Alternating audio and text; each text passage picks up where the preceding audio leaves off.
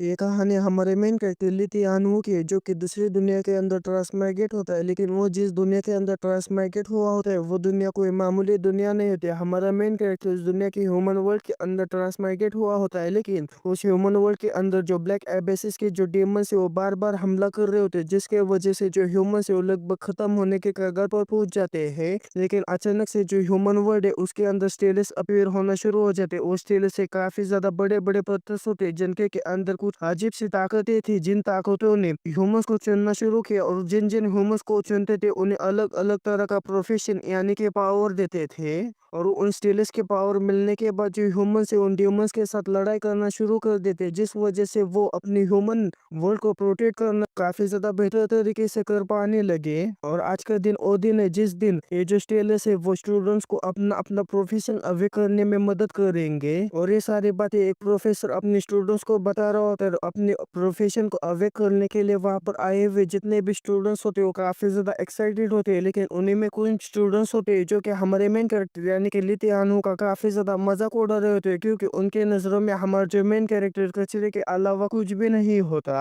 लेकिन उन लोगों के मजाक उड़ाने से या फिर उन लोगों के काफी ज्यादा चिढ़ाने से हमारे मेन कैरेक्टर को घंटा भी फर्क नहीं पड़ता, बल्कि हमारा जो मेन कैरेक्टर उन लोगों को प्रूफ करके दिखाना चाहता था कि इस दुनिया का असली बाप कौन है। और इसी तरह से बचत हो जाने के बाद जो प्रोफेसर है वो प्रोफेशन अवेकनिंग सेरेमनी को चालू कर देता है, जिस वजह से हमारे मेन कैरेक्टर को ही बुली करने वाले एक बुली सबसे पहले आगे जाकर उस टेलस के ऊपर अपना हाथ रखकर अपने प्रोफेशन को अवेकन करने लगता है। जब वो अपने प्रोफेशन को अवे कर रहा होता है तब उसके अंदर से काफी ज्यादा एनर्जी बाहर निकल रही होती है, जिस एनर्जी को देखने के बाद वो काफी ज्यादा खुश हो रहा होता है, क्योंकि उसे ये लगने लगता है कि वो ए या फिर एस रैंक अवेकनर बनेगा। लेकिन सारे अरमानों पर तब पानी फिरता है जब वो सी रैंक के टैलेंट को अवेकन करता है, लेकिन सी रैंक का टैलेंट भी वहां पर कुछ कम नहीं होता है, यानी कि सी रैंक के टैलेंट को भी काफी ज्यादा अच्छा माना जाता था, जिसके वजह से वहां पर जितनी भी लड़कियां होती है उस बुली के ऊपर पूरी तरह से फिदा हो जाती है। एक तो ये कहती है कि जल्दी से मेरी टांगे फैला कर मेरे ले लो।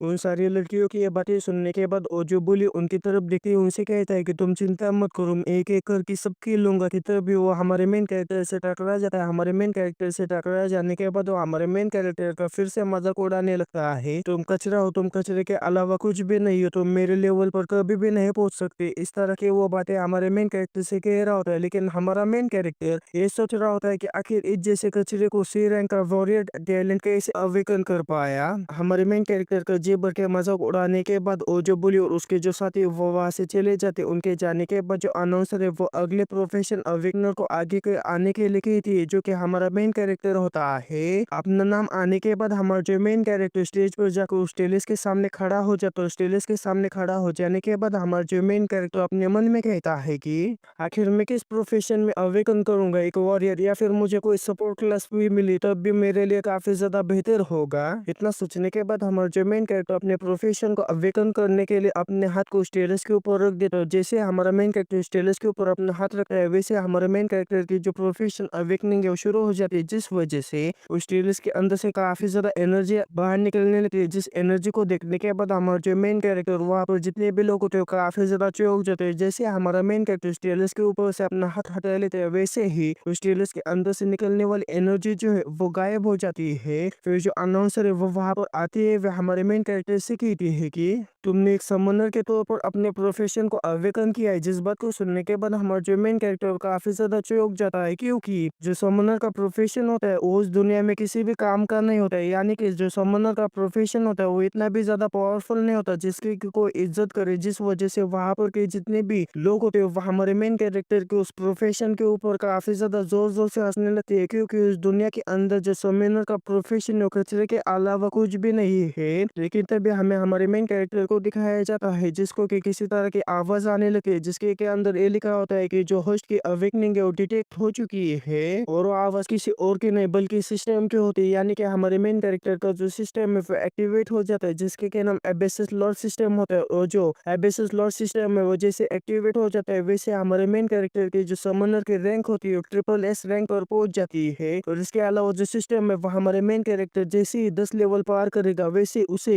एक और ट्रिपल एस रैंक एक प्रोफेशन देगा, जिस चीज को देखने के बाद हमारा मेन कैरेक्टर काफी ज्यादा चौंक जाता और कहता है कि क्या ऐसा कैसे हो सकता है, अगर मैं 100 लेवल पर पहुंच जाऊंगा तो मेरे पास कितने सारे प्रोफेशन होंगे जो कि ट्रिपल एस रैंक हुए होंगे। और इसी के साथ में जो सिस्टम है वो हमारे मेन कैरेक्टर को एक स्किल देता है जिसका कि नाम डेमन सेक्रीफाइस होता है। अगर हमारा मेन कैरेक्टर स्किल का इस्तेमाल करता है तो उसकी जो एचपी हो काफी ज्यादा कम होगी, लेकिन उसने जिस चीज को भी समन किया होता है उस जो चीज है वो अपने डिमोनाइज फॉर्म में चला जाएगा, यानी कि वो जो है वो एक डेमन में बदल जाएगा, लेकिन उसकी जो पावर है वो काफी ज्यादा बढ़ेगी। लेकिन इसके बदले में हमारे मेन कैरेक्टर को जो एचपी है वो काफी ज्यादा कम हो जाएगी। एचपी कम होने वाली बात सुनने के बाद हमारा मेन कैरेक्टर थोड़ी देर के लिए काफी ज्यादा चौंक जाता और कहता है कि क्या अगर मैंने स्किल का इस्तेमाल किया तो मेरी जो एचपी है वो कम हो जाएगी। लेकिन हमारे मेन कैरेक्टर को जो स्किल मिली होती है वो काफी ज्यादा बेहतर होती है, जिस स्किल को हमारा मेन कैरेक्टर बिल्कुल भी खोना नहीं चाहता। और इसके अलावा हमारे मेन कैरेक्टर को जो सिस्टम ने स्किल दी होती है वो काफी ज्यादा बेहतर होती है, जिस स्किल को भी हमारा मेन कैरेक्टर काफी ज्यादा एडमायर करते हैं। इसके अलावा हमारे मेन कैरेक्टर को आगे यानी कि फ्रंट लाइन पर जाकर लड़ाई करने की कोई भी जरूरत नहीं पड़ेगी, क्योंकि सारी चीजें तो हमारा मेन कैरेक्टर अपने समंदर से करवा लेगा, जिसके वजह से अगर थोड़ी एचपी कम भी हो जाती है उससे हमारे मेन कैरेक्टर को कोई भी फर्क नहीं पड़ेगा। और इसके अलावा अगर हमारे मेन कैरेक्टर की एचपी 1000 होगी तो हमारे मेन कैरेक्टर को हर बैटल के अंदर अपनी कम से कम 100 एचपी तो बचा कर रखनी होगी, ताकि वो किसी तरह से अपने आप की जान तो बचा ले। और इसके अलावा हमारे मेन कैरेक्टर ने अगर उस डेमन सैक्रिफाइस स्किल का इस्तेमाल किया तो हमारे मेन कैरेक्टर का जो समन है वो डेमोनाइज फॉर्म में चला जाएगा। और इसके अलावा उसकी जो स्ट्रेंथ है और उसका जो लेवल है वो भी बढ़ जाएगा, जिसके वजह से हमारा जो मेन कैरेक्टर है छोटी मोटी बातों के ऊपर बिल्कुल भी ध्यान न देते उस स्किल को एक्सेप्ट कर लेता है। और हमारा मेन कैरेक्टर ये सारी बातें सोच रहा होता है कि तभी उसके पास वो अनाउंसर आ जाते हैं, जिससे ये लग रहा होता है कि इतनी ज्यादा बेकार प्रोफेशन अवेकन करने की वजह से हमारा जो मेन कैरेक्टर काफी ज्यादा उदास होगा, जिसके वजह से वह हमारे मेन कैरेक्टर के पास आकर उसे कंसर्न करने लगती है। लेकिन हम स्टूडेंट्स को दिखाए जाते हैं जो कि हमारे मेन कैरेक्टर उसके प्रोफेशन का काफी ज्यादा मजाक उड़ा रहे थे, जिन्हें मजाक उड़ाता है वह देखकर हमारा जो मेन कैरेक्टर अपने मन में कहता है कि अगर कोई ऑर्डिनरी पर्सन समनर प्रोफेशन को अवेकन करता है तो उसकी जो जिंदगी है वो वहीं पर ही खत्म होगी। लेकिन मैं उन सबसे अलग हूँ, मेरा नाम लिंतियानो हुए, मैं अपने समनर प्रोफेशन को इतना ज्यादा मजबूत और इतना ज्यादा स्ट्रांग बनाऊंगा कि मेरे सामने कोई भी खड़ा होने की हिम्मत भी नहीं कर पाएगा। फिर वहां से सीन चेंज होकर हमें हमारे मेन कैरेक्टर को दिखाया जाता है जो कि अपने घर पर वापस आ जाते हैं। और घर पर वापस आ जाने के साथ ही हमें वहां पर हमारे मेन कैरेक्टर की बहन को दिखाया जाता है, जो कि हमारे मेन कैरेक्टर से कहती है कि तुम्हारे प्रोफेशन चेंज के बारे में क्या हुआ। जिस बात को सुनने के बाद हमारा जो मेन कैरेक्टर अपने बहन से कहता है कि मुझे समनर का प्रोफेशन मिला है। जिस बात को सुनने के बाद हमारे मेन कैरेक्टर की जो बहन है काफी ज्यादा निराश हो जाती है। और हमें हमारे मेन कैरेक्टर की बहन को दिखाया जाता है जो कि अभी अभी नहाकर बाहर आई होती है, जिसके वजह से उसके जो बाल है वो अभी भी गीले होते हैं। जिन गीले बालों को देखने के बाद हमारा जो मेन कैरेक्टर जल्दी से उसके पास जाकर उसके जो गीले बाल है उसे सुखाने लगता है। और जो हमारे मेन कैरेक्टर की बहन है उससे कहती है कि तुम चिंता मत करो, मैं जल्दी एक मेज बनूंगी और जब मैं मेज बनूंगी तो मैं तुम्हें प्रोटेक्ट करूंगी। कि तभी हमारे मेन कैरेक्टर की नजर उसके दो बड़े बड़े अरमानों के ऊपर पड़ जाती है, जिसकी वजह से उसके जो अरमान है वो टनटना जाते हैं।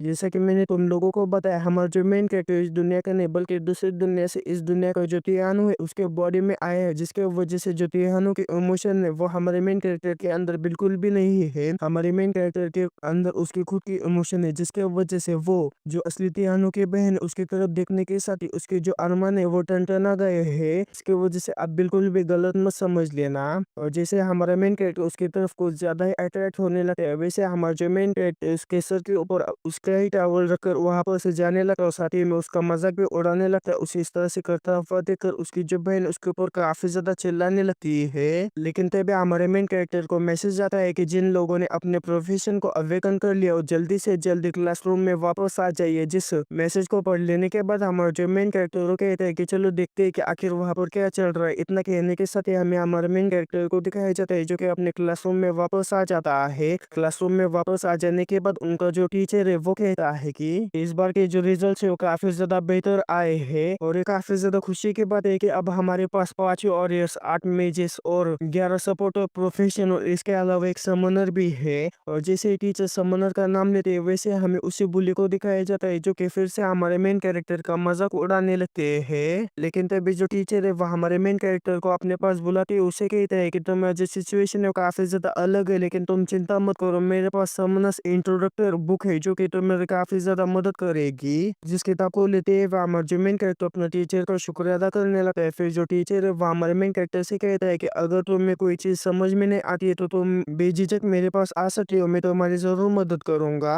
और हमें हमारे मेन कैरेक्टर को दिखाया जाता है जो कि इस किताब को देखने के बाद पूरी तरह से सदमे में जा चुका होता है, क्योंकि वो किताब ऐसा लग रहा होता है कि 100 सालों से उसे किसी ने भी नहीं खोला है। फिर वो जो टीचर उन स्टूडेंट से कहता है कि तुम लोगों को यहाँ पर इसलिए बुलाया है क्योंकि तुमने सक्सेसफुली अपने प्रोफेशन को चेंज किया, जिसके वजह से तुम्हें अपने पावर का अंदाजा नहीं है। यहाँ तक कि हमारे स्कूल को भी तुम्हारे पावर का अंदाजा नहीं है, जिसके वजह से हम तुम्हारे पावर को टेस्ट करना चाहते हैं, जिसके वजह से अब आपका प्रोफेशन टेस्ट होगा। फिर वहां से सीन चेंज होकर हमें एक अरेना का सीन दिखाया जाता है जहाँ पर जिन जिन लोगों ने अपने प्रोफेशन को अवेकन किया उन लोगों का प्रोफेशन टेस्ट होने वाला होता है। और जैसे कि हर कहानी में होता है एक ऐसा स्टूडेंट होता है जो कि अपने पावर को टेस्ट करने के लिए कुछ ज्यादा एक्साइटेड होता है। इस कहानी में ए है जो कि अपने पावर को टेस्ट करने के लिए कुछ ज्यादा एक्साइटेड होता है, और ए जो है वो उसने अपने विच प्रोफेशन को अवेकन किया होता है, जिसके वजह से आगे जाकर अपने स्टाफ का इस्तेमाल करते हुए उनके सामने एक पत्थर होता है जो कि उनकी स्ट्रेंथ उनके पावर को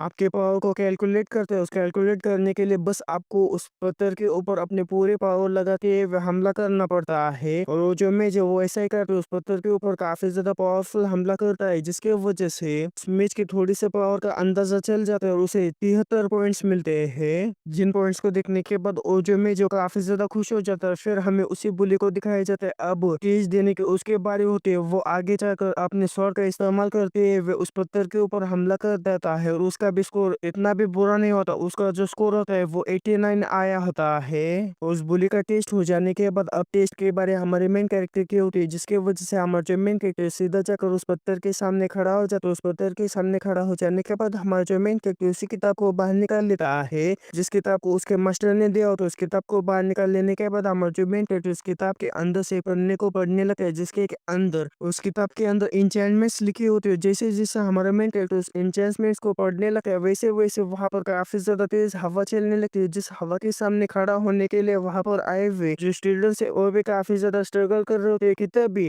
वहां पर काफी ज्यादा धूल उड़ने की वजह से वहां पर चारों तरफ धूल ही धूल हो जाती है, जिसके वजह से आगे क्या हो रहा है होता है वो स्टूडेंट्स बिल्कुल भी देख नहीं पा रहे होते कि तभी उस धूल के अंदर से एक जो स्लाइम है वो बाहर निकल के आता है। जिस स्लाइम को देखने के बाद हमारा मेन कैरेक्टर पूरा सदमे में चला जाता है, क्योंकि इतनी ज्यादा बिल्डअप देने के बाद हमारा जो मेन कैरेक्टर एक छोटे से स्लाइम को वहां पर समन कर पाया होता है। जिस स्लाइम को देखने के बाद वहां पर के जितने भी स्टूडेंट्स है वो काफी ज्यादा जोर जोर से हंसने लगते हैं और हमारे मेन कैरेक्टर का काफी ज्यादा मजाक उड़ाने लगते हैं। और हमें स्लाइम को दिखाया जाता है जो कि सीधा जाकर हमारे मेन कैरेक्टर के पैर से लिपट जाता है, जिसे देखने के बाद हमारा मेन कैरेक्टर भी काफी ज्यादा चौंक जाता है कि तभी हमारे मेन कैरेक्टर को स्लाइम का स्टेटस दिखने लगता है, जहाँ पर वो जो स्लाइम होता है वो लेवल 1 पर होता है, उसकी जो एचपी होती है 500 होती है, उसकी जो अटैक पावर होती है 9 होती है। जिस टेस्ट को देखने के बाद हमारा जो मेन कैरेक्टर वो भी पूरा सदमे में चला जाता है और कहता है कि आखिर किस वाला को मैंने यहाँ पर समन कर लिया। हमारा मेन कैरेक्टर इस सब सोच रहा होता है कि तभी वो जो टीचर है वो कहता है कि चलो इसके स्कोर को देखते हैं। जैसे वो टीचर ऐसा कहते हैं वैसे हमारे मेन कैरेक्टर का जो स्कोर है वो वहां पर दिखने लगता है। ऐसा लगने लगता है कि हमारा जो मेन कैरेक्टर उसने सबसे ज्यादा हाई स्कोर किया होगा, लेकिन हमारे मेन कैरेक्टर का जो स्कोर होता है वो 9 आता है। जिसे देखने के बाद जो टीचर और वहां पर आए हुए जितने भी स्टूडेंट्स है पूरा सदमे में चले जाते हैं। फिर वो जो टीचर है वो स्टेज पर जाके हुए हमारे मेन कैरेक्टर को कंसोल करने की कोशिश करने लगता है कि तुम चिंता मत करो, जैसे जैसे तुम प्रैक्टिस करोगे वैसे वैसे तुम पावरफुल बनते जाओगे। लेकिन हमारे मेन कैरेक्टर को उसकी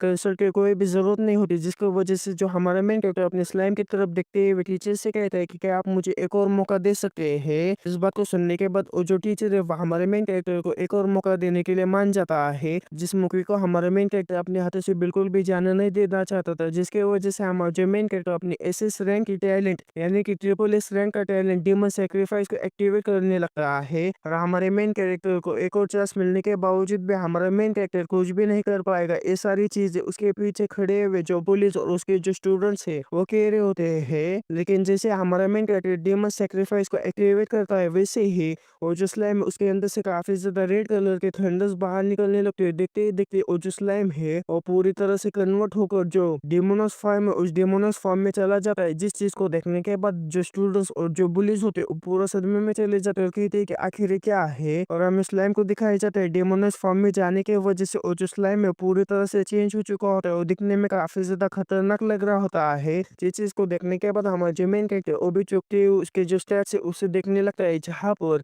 वो जो स्लाइम है पूरी तरह से डेमोनाइज हो चुका होता है, जिसकी वजह से उसका जो लेवल है वो भी बढ़ चुका होता है। अब वो लेवल 3 बन चुका होता है। उसका जो एचपी है वो 500 से 12 बन चुका होता है। उसकी जो अटैक पावर है 9 से 120 बन चुकी होती है। और बाकी के जो स्किल्स है वो आप खुद ही पढ़ लेना। डिमोनस फार्म में जाने के बाद हमारा जो मेन कैरेक्टर स्लाइम को ऑर्डर दे देता है कि जाकर उस पत्थर के ऊपर हमला करो। जिस ऑर्डर को मिलने के बाद वो जो डेमोनस स्लाइम है काफी तेजी के साथ जाकर उस पत्थर के ऊपर एक जोरदार तरीके से हमला कर देता है। और स्लाइम का हमले इतना ज्यादा पावरफुल होता है कि उस स्लाइम के हमले के वजह से जो हमारे मेन कैरेक्टर की रैंकिंग है वो वहां पर दिखकर आने लगती है। जिस रैंकिंग को देखने के बाद वहां पर आए हुए जितने भी लोग हैं, यहाँ तक कि हमारा जो मेन कैरेक्टर वो भी काफी ज्यादा चौंक जाता है, क्योंकि उसे अपनी आंखों के ऊपर विश्वास नहीं हो पा रहा होता है कि आखिर उसका भी इतना ज्यादा रैंक आ सकता है। क्योंकि हमारे मेन कैरेक्टर का जो रैंक है वो 120 आया होता है, अब तक का सबसे ज्यादा हाईएस्ट रैंक। हमारे मेन कैरेक्टर का इतना ज्यादा हाई स्कोर आता हुआ देखकर वहां पर खड़े हुए जितने भी लोग हैं वो काफी ज्यादा चौंक जाते हैं। जो बुली है वो अपने मन में कहते हैं कि आखिर ये कैसे हो सकता है, आखिर ये कचरा इतना ज्यादा स्कोर कैसे बना सकता है, क्योंकि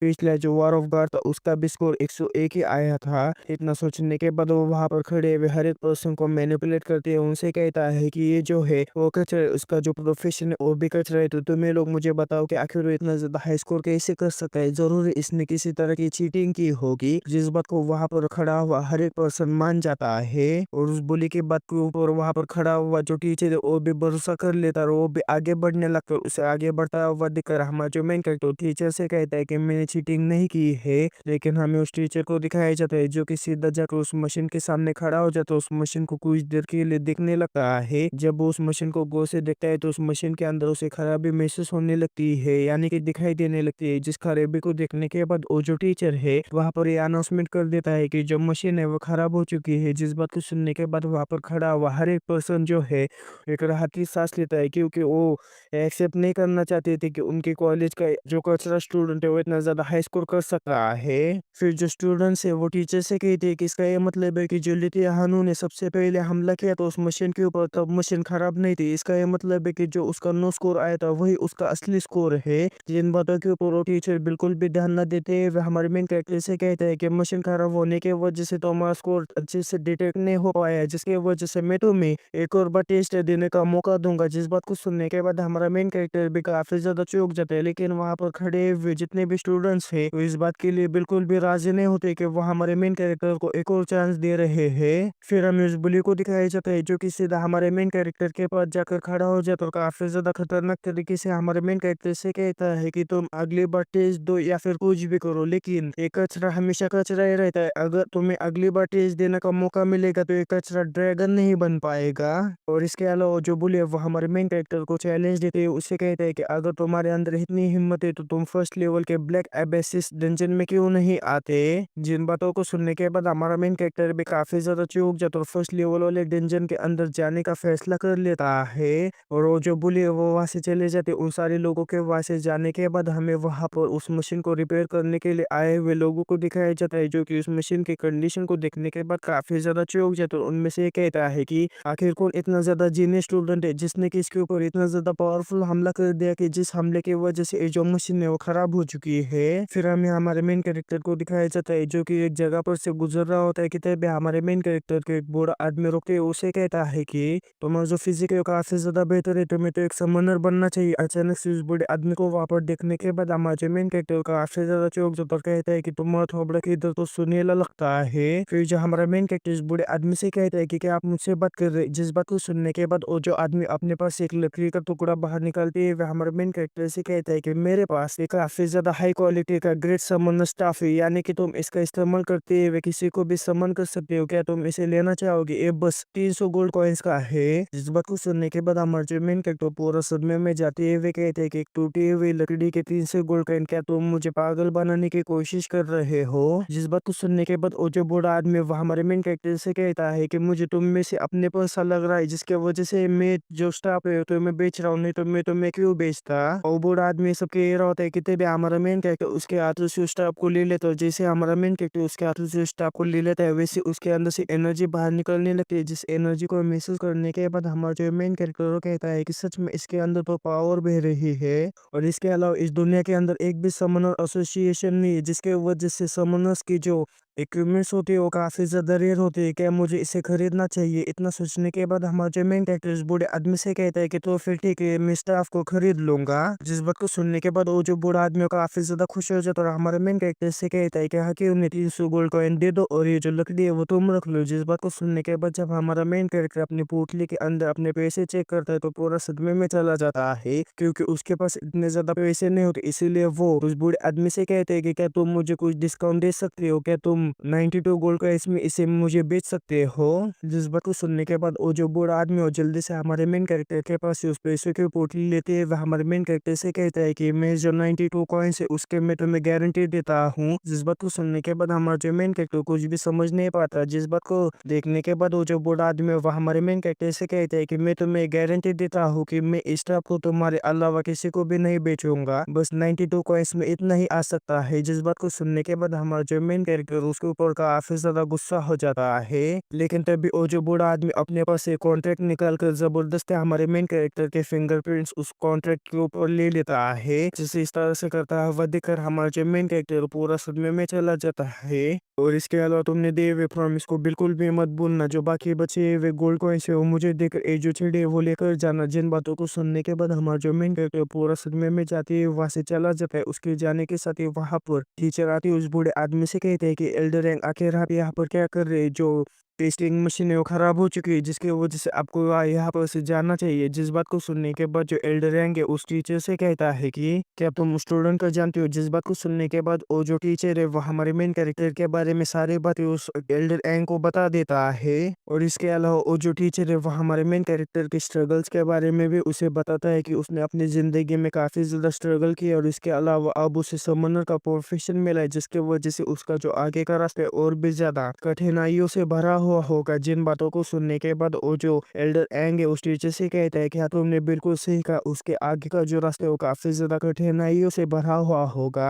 फिर वहां से सीन चेंज होकर में जो फर्स्ट लेवल डार्क एबेसिस है उसके एंट्रेंस यानी कि कोल्ड वैली एबेसिस का सीन दिखाया जाता है, जहाँ पर उस फर्स्ट लेवल वाले डार्क एबेसिस के अंदर जाने के लिए कई सारे स्टूडेंट्स आए होते हैं, जिन स्टूडेंट्स के बीच में हमारा मेन कैरेक्टर भी होता है। वहां पर पूछने के बाद हमारा जो मेन कैरेक्टर उस एबेसिस के बारे में सारी जानकारी निकालने लगता है कि उस एबेसिस के अंदर जाने के लिए तुम्हें कम से कम 3 या फिर 5 लोगों की टीम होनी जरूरी और तुम्हारा जो लेवल है वो 1 से 10 के बीच में होना चाहिए। और इसके अलावा अगर हमारा मेन कैरेक्टर फर्स्ट प्लेस पर आता है तो उसे कई सारे रिवॉर्ड्स दिए जाएंगे। और इसके अलावा जो सिस्टम है वो हमारे मेन कैरेक्टर को उस डार्क एबेसिस के बारे में काफी कुछ बताता है, जिन चीजों के ऊपर ध्यान देने की बिल्कुल भी जरूरत नहीं, क्योंकि वो हमारे किसी भी काम नहीं आएंगे। हमारा मेन कैरेक्टर सिस्टम के अंदर ये सारी चीजें देखे रहा होता है कि तभी पीछे से वही पुलिस की टीम आती है, जिनके के अंदर उसने उस डार्क एबेसिस में जाने के लिए टीम को भी इकट्ठा कर लिया था। वहां पर आने के बाद और फिर से हमारे मेन कैरेक्टर का मजाक उड़ाने लगता है कि जाओ यहाँ पर से वापस चले जाओ, अगर तुम अंदर चले गए तो तुम वापस कभी भी नहीं आओगे। घर पर वापस जाकर खेती बाती कर अपनी जिंदगी सुकून से गुजारो, तुम आखिर यहाँ पर मरने के लिए क्यों आ रहे हो। हमारे मेन कैरेक्टर का जी भर के मजाक उड़ाने के बाद वो जो बुली चिल्लाते हुए कहते हैं कि हमारी टीम के अंदर 2 लोगों की जरूरत है, आखिर कौन हमारी टीम के अंदर शामिल होना चाहिए। जिस बात को सुनने के बाद वहाँ पर खड़े हुए जितने भी स्टूडेंट्स हैं काफी ज्यादा खुश हो जाते हैं, क्योंकि जो बुली की टीम होती है सच में काफी ज्यादा स्ट्रांग होती है, क्योंकि जो बुली होता है वो भी सी रैंक का एक वॉरियर होता है, जिसकी वजह से वहाँ पर खड़ा हुआ हर एक पर्सन बुली की टीम में शामिल होना चाहता था। लेकिन जो बुली है वो इतने सारे स्टूडेंट्स में से 2 स्टूडेंट्स को अपनी टीम में शामिल करने के लिए चुन लेता है। उन दोनों को अपनी टीम में शामिल कर लेने के बाद वो जो बुली वो उस डार्क एबेसिस के अंदर जाने के लिए तैयार हो जाता है। जैसे ही उस डार्क एबेसिस के गेट के करीब पहुंच जाते हैं वैसे उस गेट के अंदर से एक इंसानी कंकाल बाहर निकल के गिर जाता है, जिस इंसानी कंकाल को देखने के बाद जो नए-नए 2 मेंबर्स को उन लोगों ने भर्ती किया होता है और जो 2 नए मेंबर्स होते हैं, वो काफ़ी ज़्यादा डर जाते हैं। जिन्हें डरता हुआ देखकर जो जो दूसरा वाला बुली उन्हें और भी ज़्यादा डराती है। उनसे कहते हैं कि अगर तुमने ठीक से काम नहीं किया तो एबेसिस से निकलने वाला अगला जो कंकाल होगा वो तुम लोगों का होगा। जिस बात को सुनने के बाद वो जो दोनों नए भर्ती हुए जो लोग हैं, वो काफ़ी ज़्यादा डर जाते हैं। फिर जो बुली है, वो काफ़ी ज़्यादा एक्साइटेड होते हैं। वो अपने टीम मेंबर से कहते हैं कि चलो अंदर जाने का समय आ चुका है। इतना कहने के बाद जो बुली की टीम है, वो अंदर चली जाती है। उन लोगों के अंदर चले जाने के बाद हमारा जो मेन कैरेक्टर है, वो भी उस एबेसिस को क्लियर करने के रिवॉर्ड के बारे में सोचने लगता है। जहाँ पर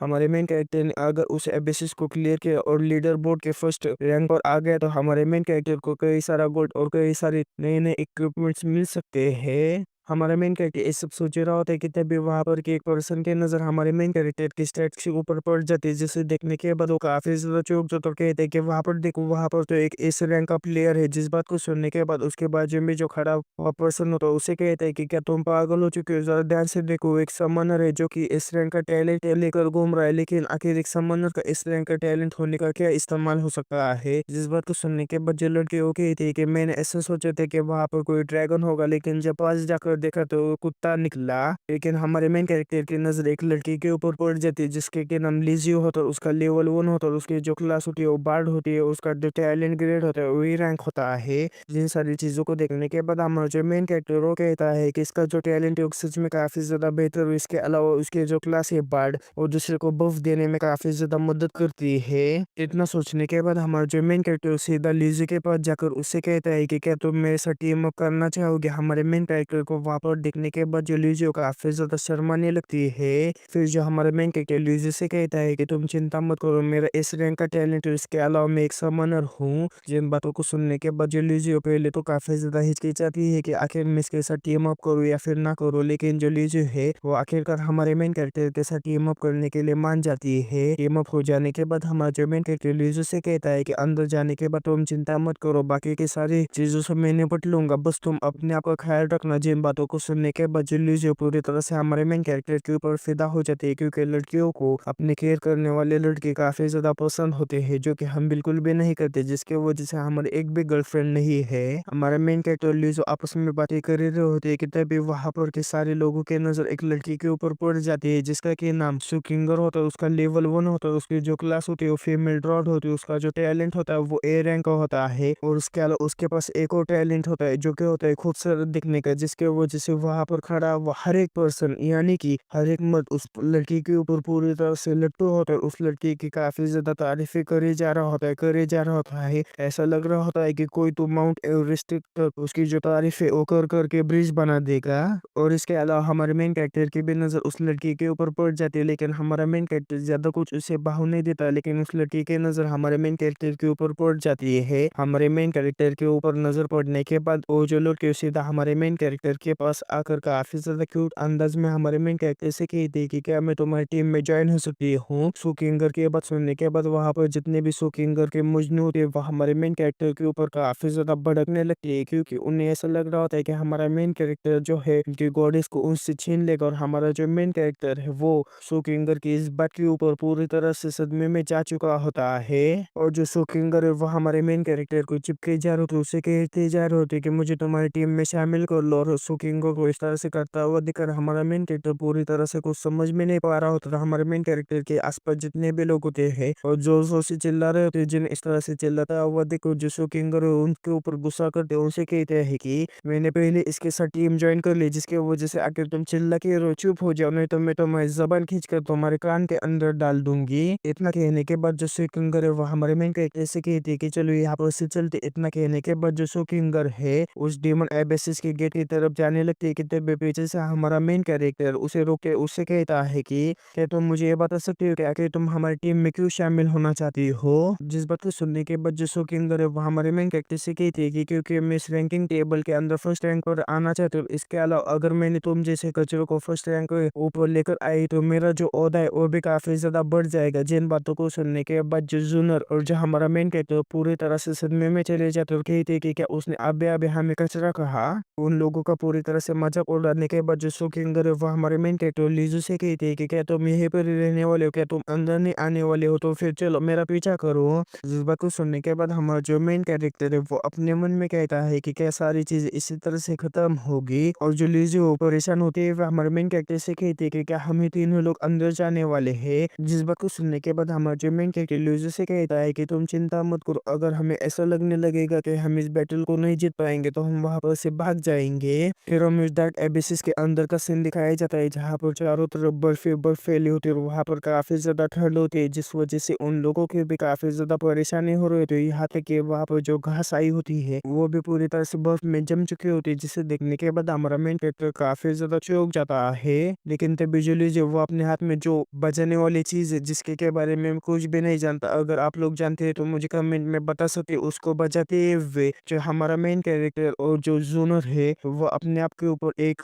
प्रोटेक्टिव ऑरा तैयार कर लेती है, जो कि उस एबेसिस में फैला हुआ जो कोल्ड ऑरा है उस कोल्ड ऑरा से उन्हें प्रोटेक्ट करेगा। पूरी तरह से प्रोटेक्ट होने के बाद वो जो लोग हैं वो आगे बढ़ने लगते हैं कि तभी हमारे मेन कैरेक्टर की नजर सामने की ओर पड़ जाती है, जहाँ पर उसे दो काफी ज्यादा डरावनी आंखें दिखाई दे रही होती है, जिन आंखों को देखने के बाद हमारा मेन कैरेक्टर भी काफी ज्यादा सतर्क हो जाता है कि तभी पेड़ों के अंदर से काफी ज्यादा खतरनाक मॉन्स्टर को बाहर निकलता हुआ दिखाया जाता है, जिसका की नाम डिकाइंग वंडरफॉल होता है, जिसका की लेवल 1 होता है। उसकी एचपी 400 होती है, अटैक 21 होता है और एजिलिटी 200 होती है। उस उल्फ को वहां पर देखने के बाद जो जोनर है वो आगे बढ़ती है, वह हमारे मेन कैरेक्टर ल्यूजर से कहती है कि तुम चिंता मत करो, इसे मेरे ऊपर छोड़ दो, मैं इसे संभाल लूंगी, क्योंकि मुझे वार्म अप करने की किसी की जरूरत थी। अब जो कि ये मेरे हाथ में लग चुका है तो मैं इसके साथ थोड़ी देर खेलना चाहती हूँ। इतना कहने के बाद जो जोनर अपने बेस्ट फॉर्म में आने लगती है, जिससे कि बेस्ट फॉर्म में कन्वर्ट होता हुआ देखकर हमारा मेन कैरेक्टर भी काफी ज्यादा चौंक जाता है और कहता है कि अच्छा तो ये इसका बेस्ट फॉर्म है। और हमें जूनर को दिखाया जाता है बेस्ट फॉर्म में बदल जाने के बाद जो जूनर उसकी स्पीड, उसकी एजिलिटी और उसकी जो ताकत है वो काफी ज्यादा बढ़ चुकी होती है, जिसके वजह से वो काफी तेजी के साथ आगे बढ़ते हैं और जो उल्फ है, उसके ऊपर हमला कर देती है।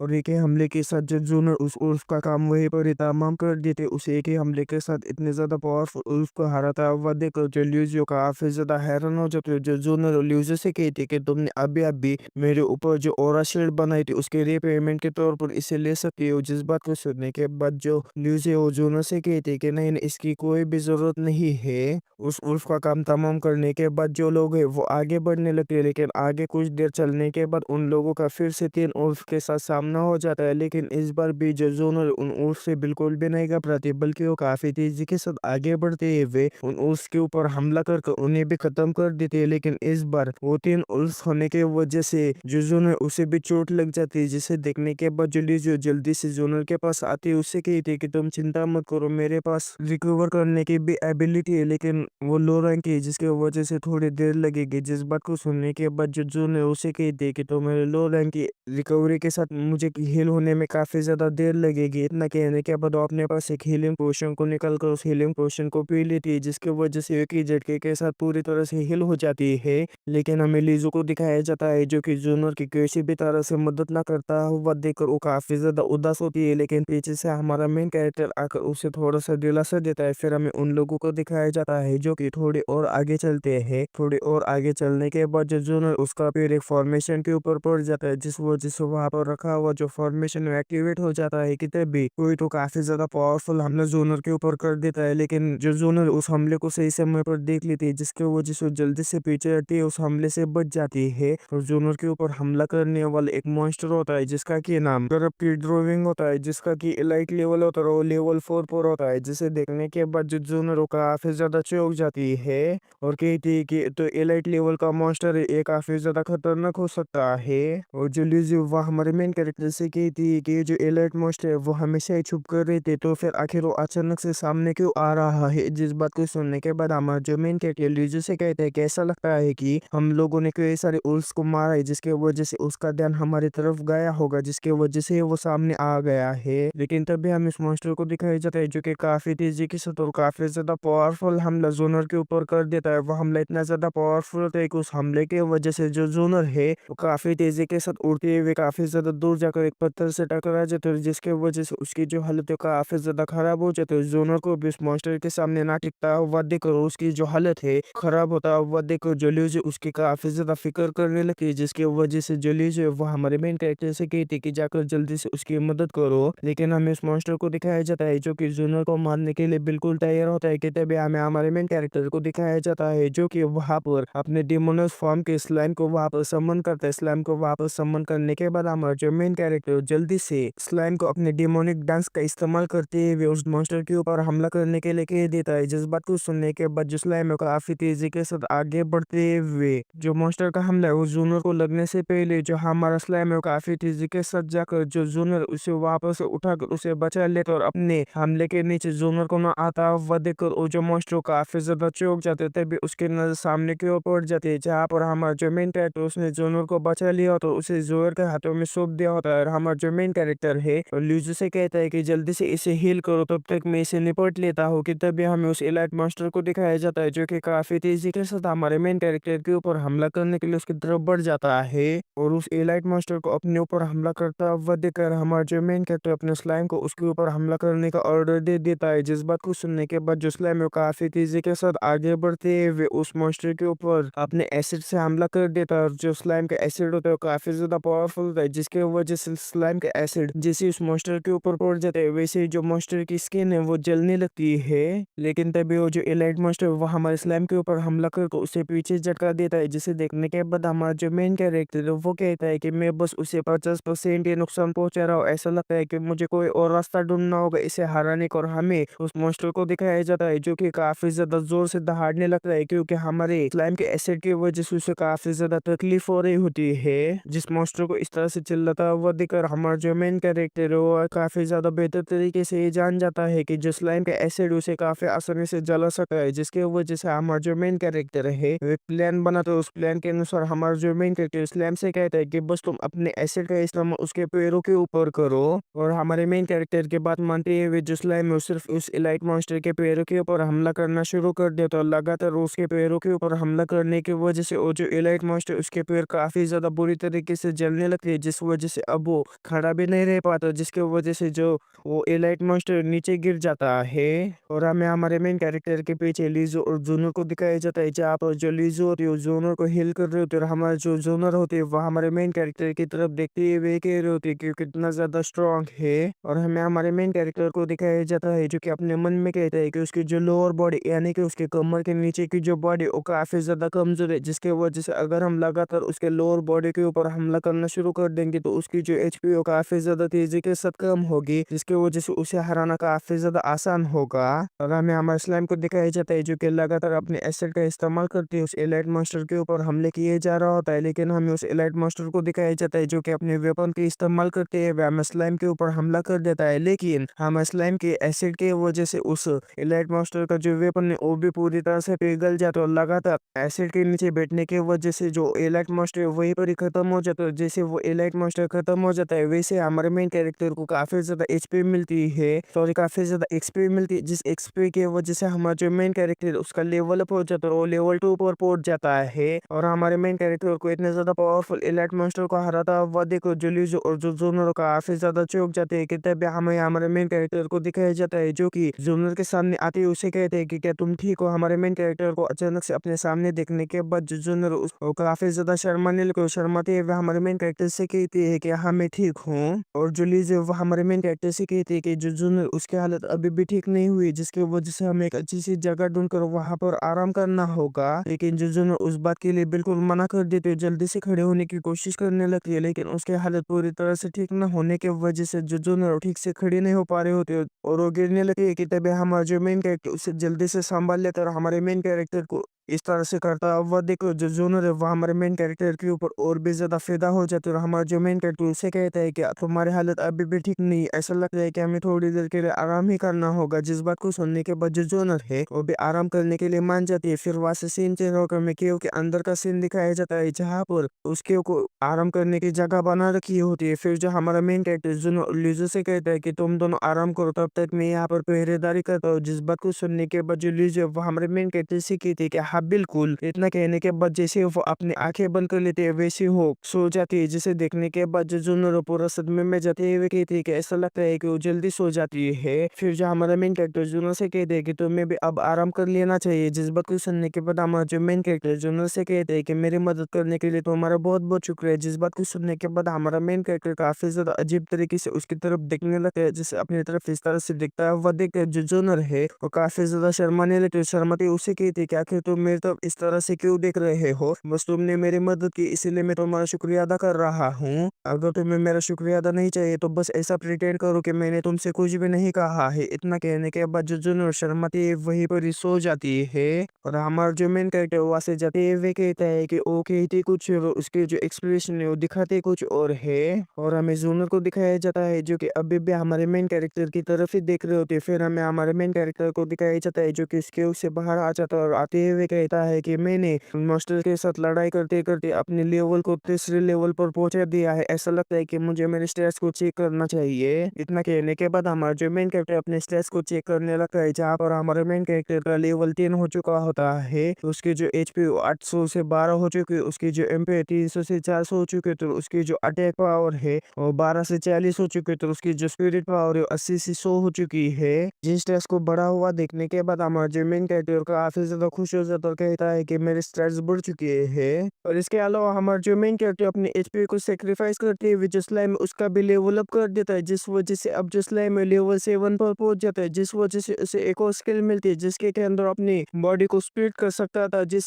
स्किल को देखने के बाद हमारा जो मेन कैरेक्टर काफी ज्यादा खुश हो जाता है, जल्दी से उस स्किल को आजमाना चाहता था, जिस वजह से हमारा जो मेन कैरेक्टर जल्दी से स्लाइम को ऑर्डर देते हुए उस स्किल को इस्तेमाल करने के लिए कह देता है, जिस वजह से जो स्लाइम है वो भी आगे बढ़ते हुए अपनी जो स्प्लिट स्किल है उसका इस्तेमाल करने लगता है, जिस वजह से जो स्लाइम है अपने कई सारे डुप्लीकेट्स बना लेता है। लेकिन इसमें एक खास बात होती है कि हमारे जो स्लाइम के डुप्लीकेट्स होते हैं उनके पास भी उतने स्टैट्स होते हैं, यानी कि उनके पास भी उतनी पावर होती है जितने कि हमारे ओरिजिनल स्लाइम के अंदर होती है। जिन चीजों को देखने के बाद हमारा जो मेन कैरेक्टर काफी ज्यादा खुश हो जाता है, लेकिन वो एक चीज को देखकर काफी ज्यादा चौंक जाता है, क्योंकि स्किल को इस्तेमाल करने के बाद उसका जो कूल डाउन होता है वो 3 मिनट का होता है। जिसे देखने के बाद हमारा मेन कैरेक्टर काफी ज्यादा चौंक जाता है, कहता है कि अब मैं 3 मिनट तक क्या करूंगा। लेकिन तभी हमारे मेन कैरेक्टर को पीछे से केव के अंदर उन लड़कियों की चिल्लाने की आवाज आने लगती है, जिस आवाज को सुनने के बाद हमारा मेन कैरेक्टर काफी ज्यादा चौंक जाता है, जल्दी से अंदर जाने लगता है। और जब हमारा मेन कैरेक्टर उस केव के अंदर आता है तो उस केव के अंदर हमें काफी ज्यादा बड़े मॉन्स्टर को दिखाया जाता है जो कि उन लड़कियों के सामने खड़ा होता है। उस मॉन्स्टर को वापस देखने के बाद हमारा जो मेन कैरेक्टर जल्दी से उस मॉन्स्टर के ऊपर स्लाइम को हमला करने के लिए कह देता है, जिसके बाद मानते हुए जो स्लाइम उस मॉन्स्टर के ऊपर हमला कर देता है, लेकिन स्लाइम के हमले से उस मॉन्स्टर को घंटा भी फर्क नहीं पड़ता। जिसे देखने के बाद हमारा जो मेन कैरेक्टर काफी ज्यादा चौंक जाता है और हमें इस मॉन्स्टर को दिखाया जाता है जो कि काफी ज्यादा स्नो रैबिट होता है, जिसका कि लेवल 8 होता है। उसकी जो हेल्थ होती है 800 होती है, जिसके वजह से जो स्लाइम का हमला है उस रैबिट के ऊपर कोई भी काम नहीं कर पाएगा, क्योंकि वो जो रैबिट होता है वो काफी ज्यादा पावरफुल होता है। जिसे देखने के बाद जो ल्यूज होती है वो कहती है कि तो 8 लेवल वाला मॉन्स्टर है, अब हमें क्या करना चाहिए। लेकिन तभी हमें उस स्नो रैबिट को दिखाया जाता है जो कि काफी तेजी के साथ हमारे मेन कैरेक्टर के ऊपर हमला करने के लिए उसकी तरफ बढ़ जाता है, जिससे हमारे मेन कैरेक्टर के ऊपर हमला करता हुआ देखकर जो जूनर है वो चिल्लाती है, वह हमारे मेन कैरेक्टर से कहती है कि जरा संभल कर रहो। लेकिन हमें हमारे मेन कैरेक्टर को दिखाया जाता है जिसके कि चेहरे के ऊपर बिल्कुल भी टेंशन नहीं होती, क्योंकि हमारे मेन कैरेक्टर को प्रोटेक्ट करने के लिए उसके सामने उसका स्लाइम खड़ा होता है। और जैसे वो मॉन्स्टर हमारे मेन कैरेक्टर के करीब आने की कोशिश करने लगता है, वैसे और जो स्लाइम है वो जल्दी से अपने मकर स्प्रे का इस्तेमाल करते हुए उस रैबिट के ऊपर हमला कर देता है। लेकिन वो जो रैबिट है वो एक ही जगह पर खड़ा रहकर काफी तेजी के साथ गोल गोल घूमने लगता है, जिस वजह से जो हमारे स्लाइम ने मकर स्प्रे का इस्तेमाल उसके ऊपर किया होता है वो जो मकर स्प्रे है वो रैबिट के करीब भी नहीं पहुंच पाता, और गोल गोल घूमने के वजह से जो मकर स्प्रे वहीं पर से रिफ्लेक्ट होकर दूर दूर जाकर गिरने लगता है। उस मकर स्प्रे के हमले को पूरी तरह से नाकामयाब करने के बाद वो जो रैबिट है काफी तेजी के साथ आते हुए जो स्लाइम है उसके ऊपर हमला कर देता है। उस रैबिट के हमले के वजह से स्लाइम में उड़ते हुए काफी ज्यादा दूर जाने लगता है, लेकिन जो रैबिट है उसकी स्पीड काफी ज्यादा तेज हो जाने के वजह से जो रैबिट है काफी तेजी के साथ उस स्लाइम के सामने आते हुए फिर से उस स्लाइम के ऊपर एक जोरदार हमला करता है, जिस वजह से जो स्लाइम है फिर से उड़ते हुए दूसरी तरफ जाने लगता है। लेकिन वो जो रैबिट है उसकी स्पीड काफी ज्यादा तेज होने के वजह से जो रैबिट है वो हवा में ही उस स्लाइम को काफी ज्यादा गंदी तरीके से धोने लगता है, जिस वजह से उस स्लाइम का जो एचपी है काफी ज्यादा तेजी के साथ कम होने लगता है। जिसे देखने के बाद हमारा मेन कैरेक्टर भी काफी ज्यादा चौंक जाता है, कहता है कि उसकी जो स्पीड है वो काफी ज्यादा तेज है। इतना सोचने के बाद हमारा जो मेन कैरेक्टर स्लाइम से कहता है कि कि जल्दी से अपने एसिड का इस्तेमाल करते हुए ज़मीन पर फैल जाओ, जिसके बाद मानते हुए जो स्लाइम है बिल्कुल अपने एसिड का इस्तेमाल करते हुए ज़मीन पर फैल जाता है। लेकिन जो रैबिट है वो काफ़ी ज़्यादा होशियार होने की वजह से जो स्लाइम का एसिड है उससे वो काफ़ी ज़्यादा आसानी से बच जाता है, जिसे देखने के बाद हमारा मेन कैरेक्टर काफ़ी ज़्यादा चौंक जाते हो। जो ल्यूज़ी वो कहती है कि आखिर वो इतना ज़्यादा फास्ट क्यों है, जिस बात को सुनने के बाद जो जन है वो ल्यूज़ी से कहता है कि इस एबिसिस को सबसे ज़्यादा परेशानी खड़े कर देने वाला मॉन्स्टर है, जिसकी वजह से कई सारी टीम्स इसके हाथों से मारी जाती है या फिर हार जाती है। लेकिन आखिर वो हमारे ऊपर हमला क्यों कर रहा है ये मुझे अभी तक समझ में नहीं आ रहा है, क्योंकि अभी तक हम उसके टेरिटरी में भी नहीं गए हैं। स्लाइम को इतने ज़्यादा गंदी तरीके से पीटता हुआ देखकर हमारा जो मेन कैरेक्टर स्लाइम को वापस बुलाने की कोशिश करता है, लेकिन जो स्लाइम है वो वापस नहीं आ पाता और जो रैबिट है वो लगातार स्लाइम के ऊपर हमले किए जा रहा होता है, जिस वजह से जो स्लाइम की एचपी काफी ज्यादा कम होती जा रही होती है, जिसे इस तरह से पीटता हुआ जूली जो बिल्कुल भी देख नहीं पाती है, जल्दी से आगे आती है, पत्थर को उठाकर उस पत्थर से उस रैबिट के ऊपर हमला कर देती है। रोजो पत्थर सीधा जाकर रैबिट से टकरा जाता है, जिस वजह से जो रैबिट है वो काफी ज्यादा खतरनाक तरीके से ल्यूजी की तरफ देखने लगती है। उस रैबिट को अपनी तरफ इस तरह से देखता हुआ देखकर जो ल्यूजी काफी ज्यादा डर जाती है कि तभी हमें उस रैबिट को दिखाया जाता है जो कि स्लाइम को पीटना बंद कर देता और काफी ज्यादा खतरनाक तरीके से जो ल्यूजी उसकी तरफ बढ़ने लगता है, जिसे अपनी तरफ आता हुआ देखकर जो ल्यूजी जल्दी से अपने बैग के अंदर हाथ डालते हुए एक कैरेट को बाहर निकाल कर उस कैरेट को उस रैबिट की तरफ फेंक दी। तो उस कैरेट को देखने के बाद जो रैबिट है उस कैरेट को पकड़ कर काफी ज्यादा मजे से उस कैरेट को खा लेता है। उस रैबिट को इतने ज्यादा मजे से उस कैरेट को खाता हुआ देखकर हमारा मेन कैरेक्टर जून और जूलियस जो काफी ज्यादा चौंक जाते हैं कि तभी हमें उस रैबिट को दिखाया जाता है जो कि कैरेट को पूरी तरह से खा जाने के बाद फिर से काफी ज्यादा खतरनाक तरीके से ल्यूजे की तरफ घूरने लगते हैं। उसे अपनी तरफ इस तरह से घूरता हुआ देखकर जो ल्यूजो काफी ज्यादा डरने लगता तो वहां से भागते हुए अपने पोटली के अंदर जो कैरेट्स होते हैं उन्हें उन्हें बाहर निकाल कर उस रैबिट की तरफ फेंकने लगते हैं, जिन कैरेट्स को देखने के बाद जो रैबिट है वो काफी ज्यादा खुश हो जाता है और उन कैरेट्स की वजह से ही जो रैबिट है ल्यूजे का पीछा कर रहे होते हैं। जो बात हमारा मेन कैरेक्टर काफी ज्यादा बेहतर तरीके से जान जाता है और जो बात जानने के बाद हमारा जो मेन कैरेक्टर ल्यूजे से कहता है कि जल्दी से तो हमारा जो बैग है उसे जूनर की तरफ फेंक दो, जिस बात को सुनने के बाद जो जूनर को समझ नहीं पाते कि तभी जो ल्यूजे जूनर की तरफ उस बैग को फेंक देते हो। जैसे ही वो बैग जूनर के हाथों में पहुंच जाता है वैसे वो जो रैबिट है वो जूनर की तरफ देखने लगता है, जिसे अपनी तरफ इस तरह से देखता हुआ देखो जो जूनर जल्दी से अपने बीस्ट फॉर्म में आ जाते हो कि तभी हमें उस रैबिट को दिखाया जाता है जो कि काफी तेजी के साथ जूनर के पीछे पड़ जाता है। जिस रैबिट को जूनर का पीछा करता हुआ देखकर हमारे जो मेन कैरेक्टर काफी ज्यादा खुश हो जाता है कि तभी हमें इस रैबिट को दिखाया जाता है जो कि काफी ज्यादा पागलों की तरह जूनर के ऊपर हमले किए जा रहे होते और हमारे जो जूनर उसके हर एक हमले से बचते जा रहे होते कि तभी जो जूनर चिल्लाते हुए हमारे मेन कैरेक्टर से कहती है कि आखिर तुम करने की क्या कोशिश कर रहे हो, कि तभी हमारा जो मेन कैरेक्टर एक तरफ इशारा करते है उसे कहता है कि जल्दी से उसे वहां पर लेकर आ जाओ। इस बात को सुनने के बाद जो जूनर है वो हमारे मेन कैरेक्टर के प्लान को काफी ज्यादा बेहतर तरीके से जान जाती है, जिसकी वजह से जो जूनर काफी तेजी के साथ उसी पत्थर की दीवार की तरफ भागने लगती है। जिस पत्थर की दीवार की तरफ हमारे मेन कैरेक्टर ने इशारा किया होता है जूनर के पीछे जो रैबिट है वो भी काफी तेजी के साथ उसका पीछा करके उसकी तरफ बढ़ रहा होता है। लेकिन जैसे जून उस पत्थर की दीवार के करीब पहुंच जाती है वैसे जो जून काफी तेजी के साथ छलांग लगाती है उस पत्थर की दीवार से हट जाती है, लेकिन जो रैबिट है वो इतनी ज्यादा फुर्ती नहीं दिखा पाता, जिसकी वजह से जो रैबिट है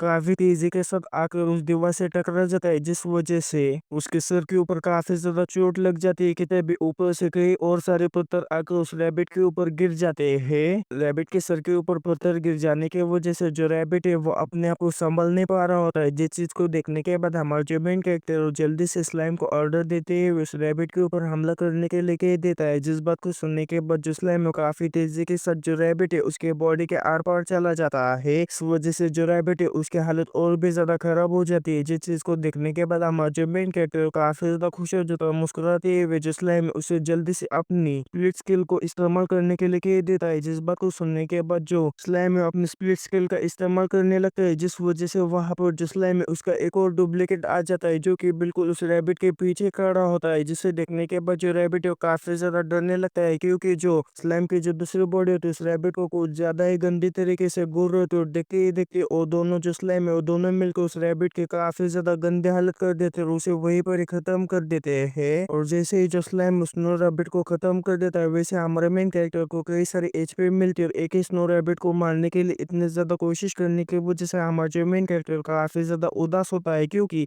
एक स्नो रैबिट को मारने के लिए उसे इतने ज़्यादा तकलीफ हुई होती है, लेकिन हमें लीज़ो को दिखाया जाता है जो कि काफ़ी ज़्यादा खुश हो जाते हैं, कहते हैं कि फाइनली हमने स्नो रैबिट को हरा दिया है। लेकिन जो जूनर है वो हमारे मेन कैरेक्टर के ऊपर गुस्सा करके उससे कहते हैं कि आखिर तुमने हिम्मत कैसे हुई मुझे चारा बनाने की। जिस बात को सुनने के बाद हमारा जो मेन कैरेक्टर उससे कहते हैं कि मुझे माफ़ कर देना, लेकिन हमने उसे हरा तो दिया ना। जिस बात को सुनने के बाद जो जूनर वो हमारे मेन कैरेक्टर से कहते हैं कि हाँ ठीक है, लेकिन तभी जो जूनर लीज़ो के ऊपर काफ़ी ज़्यादा चिल्लाने लगती है क्योंकि उसने अपने पोटली के अंदर गाजर लेकर आई होती है। जिसे इस तरह से गुस्सा करता हुआ देखकर जो लीज़ो उससे माफ़ी मांगने लगती है, उसे कहती है कि मुझे माफ़ कर देना, बस मुझे ऐसा लगा था कि अगर हमें कुछ खाने को ना मिला तो हम इसका खाने के तौर पर इस्तेमाल कर सकते हैं। जिस बात को सुनने के बाद जो जूनर लीज़ो से कहते हैं कि आखिर कौन गाजर खाना चाहता है, जल्दी से उसे फेंक। जूनर की बात सुनने के बाद जो लीज़ो जल्दी से अपने बैग में से उन गाजर को फेंकने के लिए बाहर निकलने लगती है कि तभी हमारा मेन कैरेक्टर उन्हें रोकते हुए उनसे कहती है कि रुको, हम इन गाजर का चारे के तौर पर इस्तेमाल कर सकते हैं क्योंकि हमें हमारा जो लेवल है वो जल्दी से बढ़ाना होगा, क्योंकि अगर हम इस एबेसिस को क्लोज करना है तो हम इस एबेसिस का जो लेवल 10 वाला बॉस है उसे हराना होगा।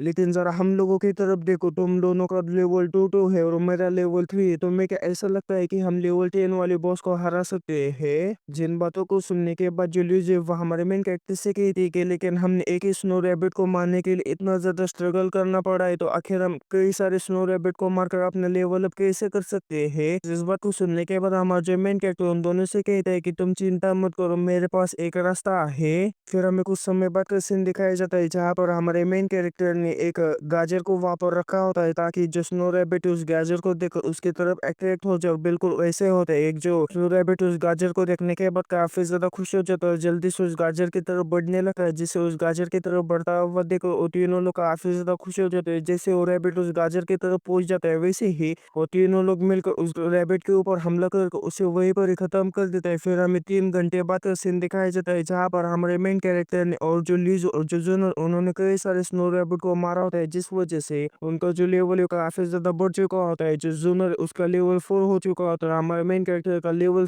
जो लीज होता है उसका लेवल 4 हो चुका होता है। और इसी के साथ में हमारे मेन कैरेक्टर को उस एबेसिस में आए हुए 5 घंटे हो चुके होते हैं, जिसे देखने के बाद जूलियो काफी ज्यादा खुश हो जाते हैं और कहती है कि जरा देखो, हम इस एबेसिस में आए हुए सिर्फ 5 घंटे हुए लेकिन हमारा जो लेवल है काफी ज्यादा बढ़ चुका है। जिन बातों को सुनने के बाद जुजुनो ल्यूजो से कहती है कि जो टॉप रैंकर फेंग चेंगोन था उसे भी इस एबेसिस को क्लियर करने के लिए 8 घंटे लगे थे। जिस बात को सुनने के बाद जुलियो जुनो से कहती है कि अभी हमें यहाँ पर आए हुए 5 घंटे हुए, इसका ये मतलब है कि हम उसका जो रिकॉर्ड उसे काफी आसानी से तोड़ सकते हैं। जिस बात को सुनने के बाद जो जूनर है ल्यूजो से कहती है कि क्या तुम्हें सच में ऐसा लगता है कि लेवल 10 वाले इस एबेसिस के बॉस को हराना इतना ज्यादा आसान होगा? जिस बात को सुनने के बाद हमारा जो मेन कैरेक्टर वो भी कहता है कि इसने बिल्कुल सही कहा, जो इस एबेसिस के गाइड है उसके हिसाब से इस एबेसिस का जो लीडर है वो जो आत्मा और जो अनडेड होते हैं उनका इस्तेमाल करते हुए जो अपने दुश्मन है उसके ऊपर हमला करके उसे पूरी तरह से भ्रष्ट करने की कोशिश करता है। और जितना क्या हमारा लेवल और जिस तरह से हम प्रोग्रेस कर रहे हैं उसके हिसाब से हमें कम से कम 3 घंटे तो लगेंगे इस एबेसिस को क्लियर करने के लिए। जिस बात को सुनने के बाद जो ल्यूजियो काफी ज्यादा परेशान होती है वह हमारे मेन कैरेक्टर से कहती है कि तो फिर हमें आगे क्या करना चाहिए। जिस बात को सुनने के बाद जो जूनियर ल्यूजियो से कहती है कि सबसे पहले तो हमें आराम कर कर हमें जो अपनी रिकवरी उसे कंप्लीट करना होगा। इतना कहने के बाद उसके के अंदर जाने लगते हैं। उस डीमन के अंदर जाने के बाद हमारा जो मेन कैरेक्टर फिर से अपनी एचपी को सेक्रीफाइस करते हुए जो स्लाइम है उसका लेवल अप कर देता है। अब जो हमारे मेन कैरेक्टर का स्लाइम है वो 9th लेवल पर पहुंच जाता है और उसका जो एचपी होता है 1400 से 1600 हो जाता है। उसका जो अटैक पावर होती है वो 140 से 150 हो जाती है। स्लाइम का लेवल अप कर देने के बाद हमारा जो मेन कैरेक्टर अपने मन में कहते हैं कि मैं बस ये आशा रखता हूँ कि जो इस एबेसिस के बॉस के साथ हमारी जो फाइट होने वाली है वो इतनी भी ज्यादा डिफिकल्ट ना हो। हमारा मेन कैरेक्टर ये सब सोच रहा होता है कि तब भी बाहर से उन्हें किसी तरह की सेंसेशन महसूस होने लगती है। जिस सेंसेशन को महसूस करने के बाद हमारा मेन कैरेक्टर दोनों लड़कियां काफी ज्यादा चौंक जाती है, जल्दी से उसके से बाहर निकल के आती है। और जब वो लोग उसके से बाहर निकलते हैं तो हमें सामने की तरफ एक यूनिकॉर्न को दिखाया जाता है जिसके के अंदर से काफी ज्यादा खतरनाक एनर्जी निकल रही है। जिस यूनिकॉर्न को देखने के बाद हमारा मेन कैरेक्टर सबसे पहले तो उसे पहचान नहीं पाता, जिस वजह से वो कहता है कि आखिर वो क्या चीज है। इस बात को सुनने के बाद जो सिस्टम है वो हमारे मेन कैरेक्टर को उसकी सारी जानकारी देने लगता है कि इस एबेसिस का हिडन बॉस है जिसका के नाम यूनिकॉर्न है, जिसका के लेवल 10 है, उसकी हेल्थ 1500 है। बाकी की चीजें आप इस वीडियो को पॉज करके देख सकते हैं। हिरन बॉस के बारे में सुनने के बाद हमारा जो मेन कैरेक्टर सबसे पहले तो काफी ज्यादा चौंक जाता है। फिर वो अपने चेहरे के ऊपर एक मुस्कान लाते हुए कहते हैं कि मैंने कभी भी नहीं सोचा था कि इस एबेसिस का जो हिडन बॉस है उसका सामना मैं इस तरह से करूंगा, लेकिन जो कि अभी मेरे सामने आ ही चुका है तो मैं इसे खत्म करने का एक भी मौका अपने हाथों से नहीं जाने दूंगा। लेकिन तभी जो यूनिकॉर्न अपने स्किल का इस्तेमाल करते हुए हमारा जो मेन कैरेक्टर से हिप्नोटाइज कर लेते हैं, जिस वजह से हमारा जो मेन कैरेक्टर अपने होश में बिल्कुल भी नहीं रहता और धीरे धीरे करके आगे बढ़ने लगता है। लेकिन हमारे मेन कैरेक्टर के सामने काफी बड़ी खाई होती है, जिसका कि एहसास हमारे मेन कैरेक्टर को बिल्कुल भी नहीं होता। लेकिन जो स्लाइम वो जल्दी से हमारे मेन कैरेक्टर को होश में लाने के लिए उसे काट लेता है। स्लाइम के काटने की वजह से जो दर्द हुआ होता है, उस दर्द की वजह से हमारा जो मेन कैरेक्टर है वो उस यूनिकॉर्न की हिप्नोटाइजेशन से बाहर आ जाता है। हिप्नोटाइजेशन से बाहर आ जाने के बाद हमारा जो मेन कैरेक्टर स्लाइम से कहता है कि आखिर तुम मुझे काट क्यों रहे हो। लेकिन तभी हमारे मेन कैरेक्टर की नजर लीज़ो और जूनर के ऊपर पड़ जाती है। वो दोनों भी हिप्नोटाइज होते हैं, जिसके वजह से वो भी आगे बढ़ते जा रहे होते हैं और आगे बढ़ते ही वो उस खाई के अंदर गिरने वाले होते हैं कि तभी पीछे से हमारा मेन कैरेक्टर चिल्लाते हुए आकर उन्हें पकड़ लेते और हमारे मेन कैरेक्टर के पकड़ने की वजह से उन दोनों का जो हिप्नोटाइजेशन होता है वो पूरी तरह से टूट जाता है। उन दोनों को बचाने के बाद हमारा जो मेन कैरेक्टर पत्थर के पीछे आकर छुप जाता है। पत्थर के पीछे छुप जाने के बाद जो जूनर है वो कहती है कि मैंने कभी भी नहीं सोचा था कि जो यूनिकॉर्न है वो यहाँ पर हमें देखने को मिलेगा।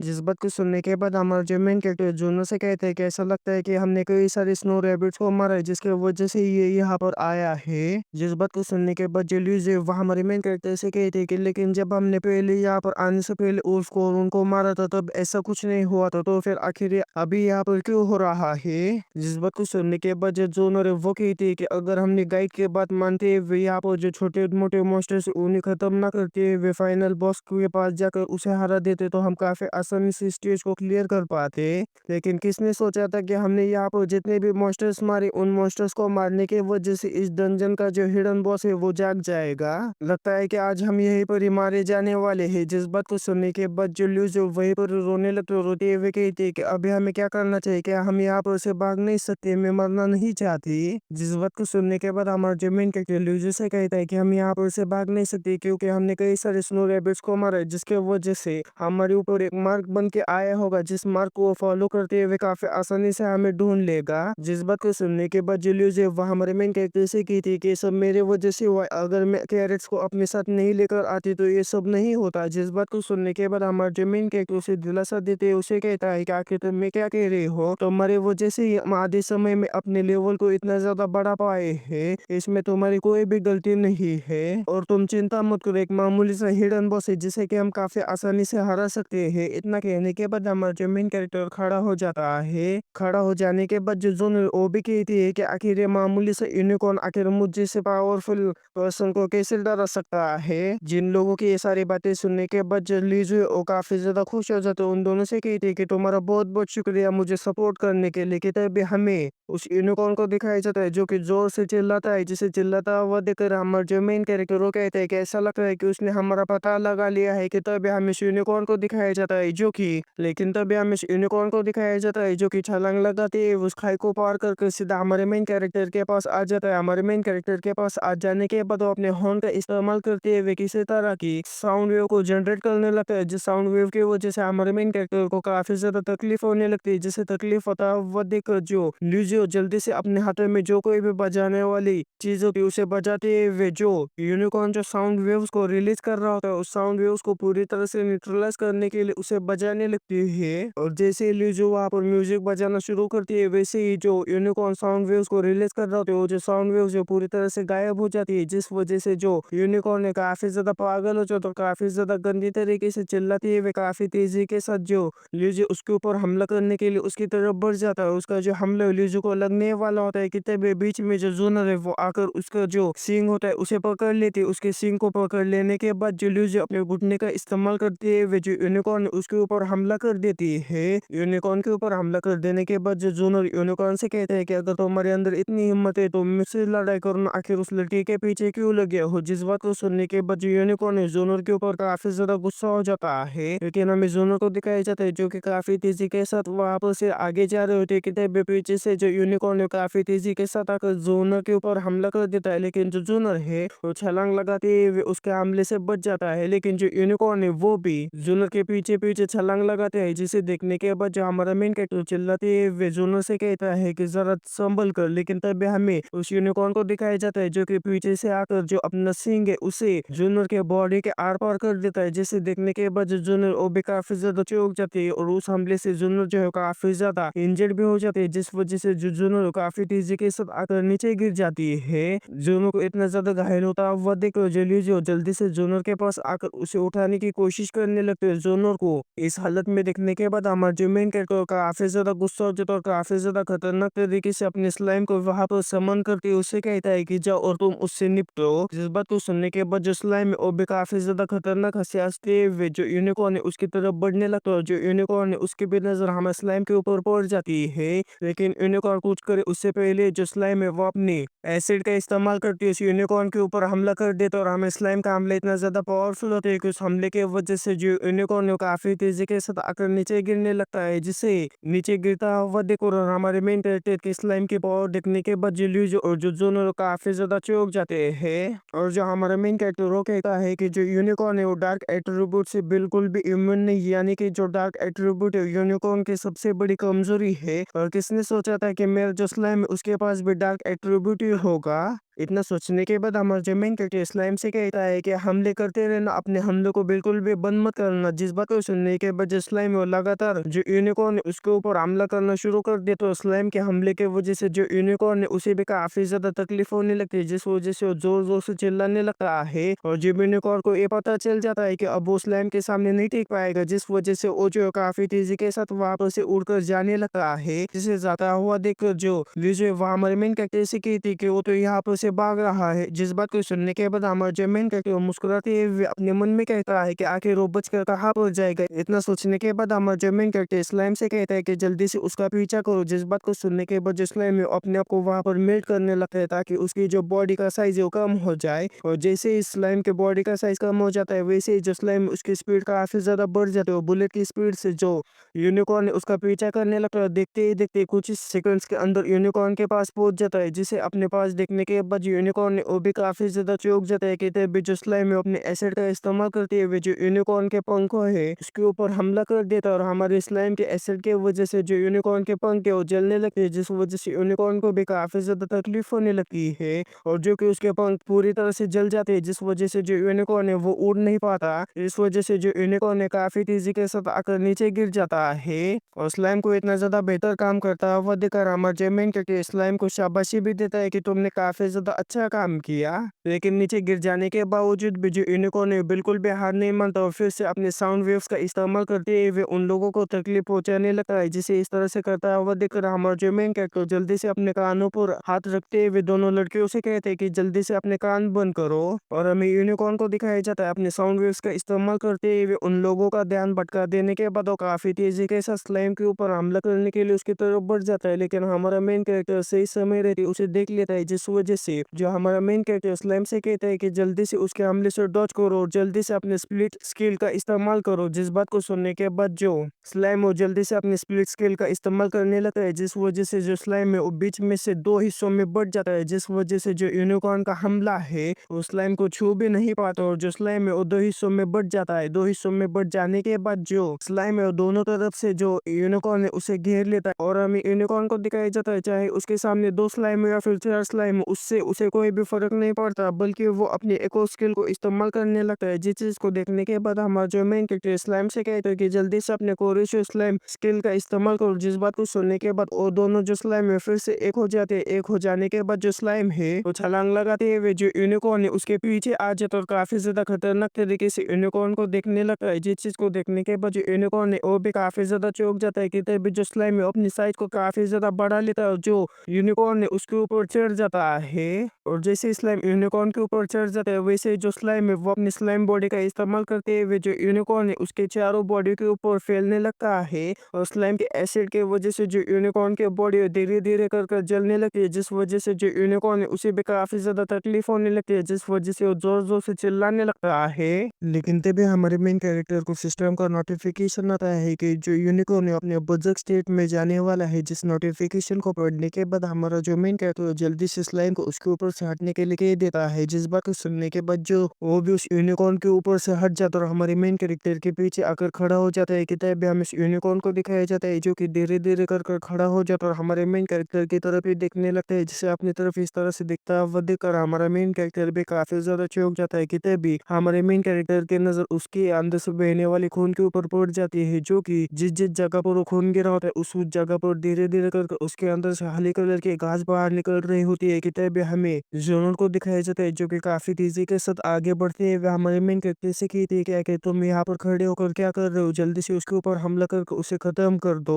इतना कहने के बाद जो ज़ोनर उसके ऊपर हमला करने के लिए आगे बढ़ जाती है और पीछे से जो ल्यूज़ है वो भी ज़ोनर की मदद करने के लिए आगे बढ़ जाता है और हमारा जो मेन कैरेक्टर पीछे से उन्हें रोकने की कोशिश तो करता है, लेकिन उसमें वो नाकामयाब हो जाता है, क्योंकि तब तक जो ज़ोनर यूनिकॉर्न के ऊपर हमला कर जो यूनिकॉर्न है उसे यूनिकॉर्न को खत्म करके उसके अंदर से जो उसका कोर है उसे निकाल लेते हैं। किताब में हमें उस यूनिकॉर्न को दिखाया जाता है जिसके की आंखों से आंसू बह रहा होता है, जिसे रोता हुआ देखकर जो ज़ोनर वो भी काफी ज्यादा चौंक जाता है और कहती है कि आखिर आखिर वो रो क्यों रहा है, आखिर उसके आंखों से आंसू क्यों बह रहे हैं। किताब भी जो यूनिकॉर्न होता है उसके अंदर से काफी ज्यादा एनर्जी बाहर निकलने लगती है, जिस एनर्जी के प्रेशर के सामने जो हमारे तीनों लोग हैं, वो भी खड़े नहीं हो पा रहे होते। किताब भी वहां पर की जो आसपास की जगह है वो टूटने लगती है, जिसकी वजह से वहां पर के काफी ज्यादा बड़े बड़े पत्थर उनके ऊपर गिरने लगते हैं। उन्हीं में से एक पत्थर हमारे मेन कैरेक्टर के ऊपर गिर रहा होता है, जिस पत्थर को अपने ऊपर गिरता हुआ देखकर हमारा जो मेन कैरेक्टर जल्दी से स्लाइम को ऑर्डर देते हैं, उसे कहते हैं कि जल्दी से इसे निगल जाओ। हमारे मेन कैरेक्टर की बात सुनने के बाद जो स्लाइम है वो जल्दी से अपनी साइज को बढ़ाते हुए और जो बड़ा सा पत्थर है उसे निगल लेता है और धीरे धीरे कर कर उस पत्थर को अपने बॉडी के अंदर ही मेल्ट कर देता है। ये चीज को देखने के बाद हमारा जो मेन कैरेक्टर काफी ज्यादा खुश हो जाता है,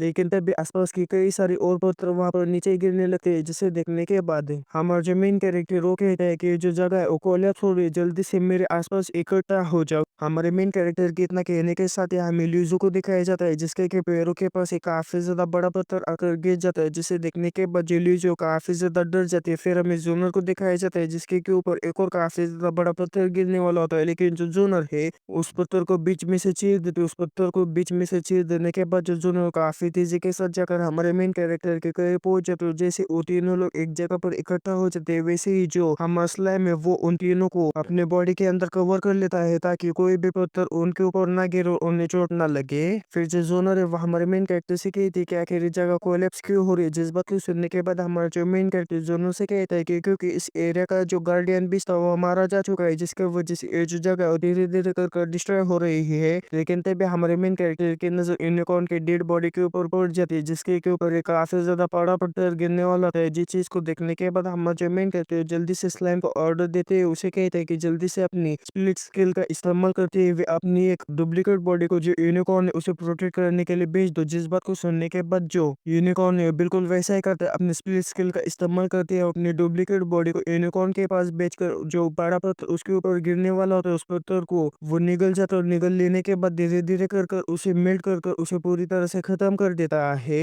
और इसके अलावा जो डुप्लीकेट स्लाइम होता है वो उस यूनिकॉर्न को बचाने के लिए उसे पूरी तरह से कवर कर लेता है और हमें यूनिकॉर्न को दिखाया जाता है जिसकी की हालत काफी ज्यादा खराब होती है और उसके मुंह से खून बाहर निकल रहा होता है। फिर हमें कुछ समय बाद का सीन दिखाया जाता है जहाँ पर वो बड़े बड़े पत्थर गिरना बंद हो जाती है। पत्थर गिरना बंद हो जाने के बाद हमारा जो मेन कैरेक्टर काफी तेजी के साथ आकर वो जो यूनिकॉर्न है उसे चेक करने लगता है, लेकिन जो जूनर है वो किसी चीज को देखकर काफी ज्यादा चौंक जाता है। हमारे मेन कैरेक्टर से कहती है कि आखिर ये कैसे हो सकता है, जिस बात को सुनने के बाद हमारे जो मेन कैरेक्टर जूनर से कहते हैं कि जो यूनिकॉर्न का ब्लड होता है उसके अंदर हीलिंग प्रॉपर्टीज होती है, जिसके वजह से जिस जिस जगह पर इस यूनिकॉर्न का खून पड़ा है उस जगह पर जो जमीन है फिर से जिंदा हो चुकी है, यानी कि रिवाइव हो चुकी है। लेकिन तभी हमें इस यूनिकॉर्न को दिखाया जाता है जो कि अभी भी जिंदा होता है, अपने आप को किसी तरह से खड़ा करने की कोशिश कर रहा होता है, जिसे जिंदा देखने के बाद जो जोनर उसे मारने के लिए फिर से उसकी तरफ बढ़ने लगती है कि तभी हमारा मेन कैरेक्टर उसे वहीं पर ही रोक लेता है। इस तरह से रोकता हुआ देख जो जोनर है वो हमारे मेन कैरेक्टर से कहते हैं क्या कहते हो मुझे क्यों रोक रहे हो, इसे अभी खत्म कर दो।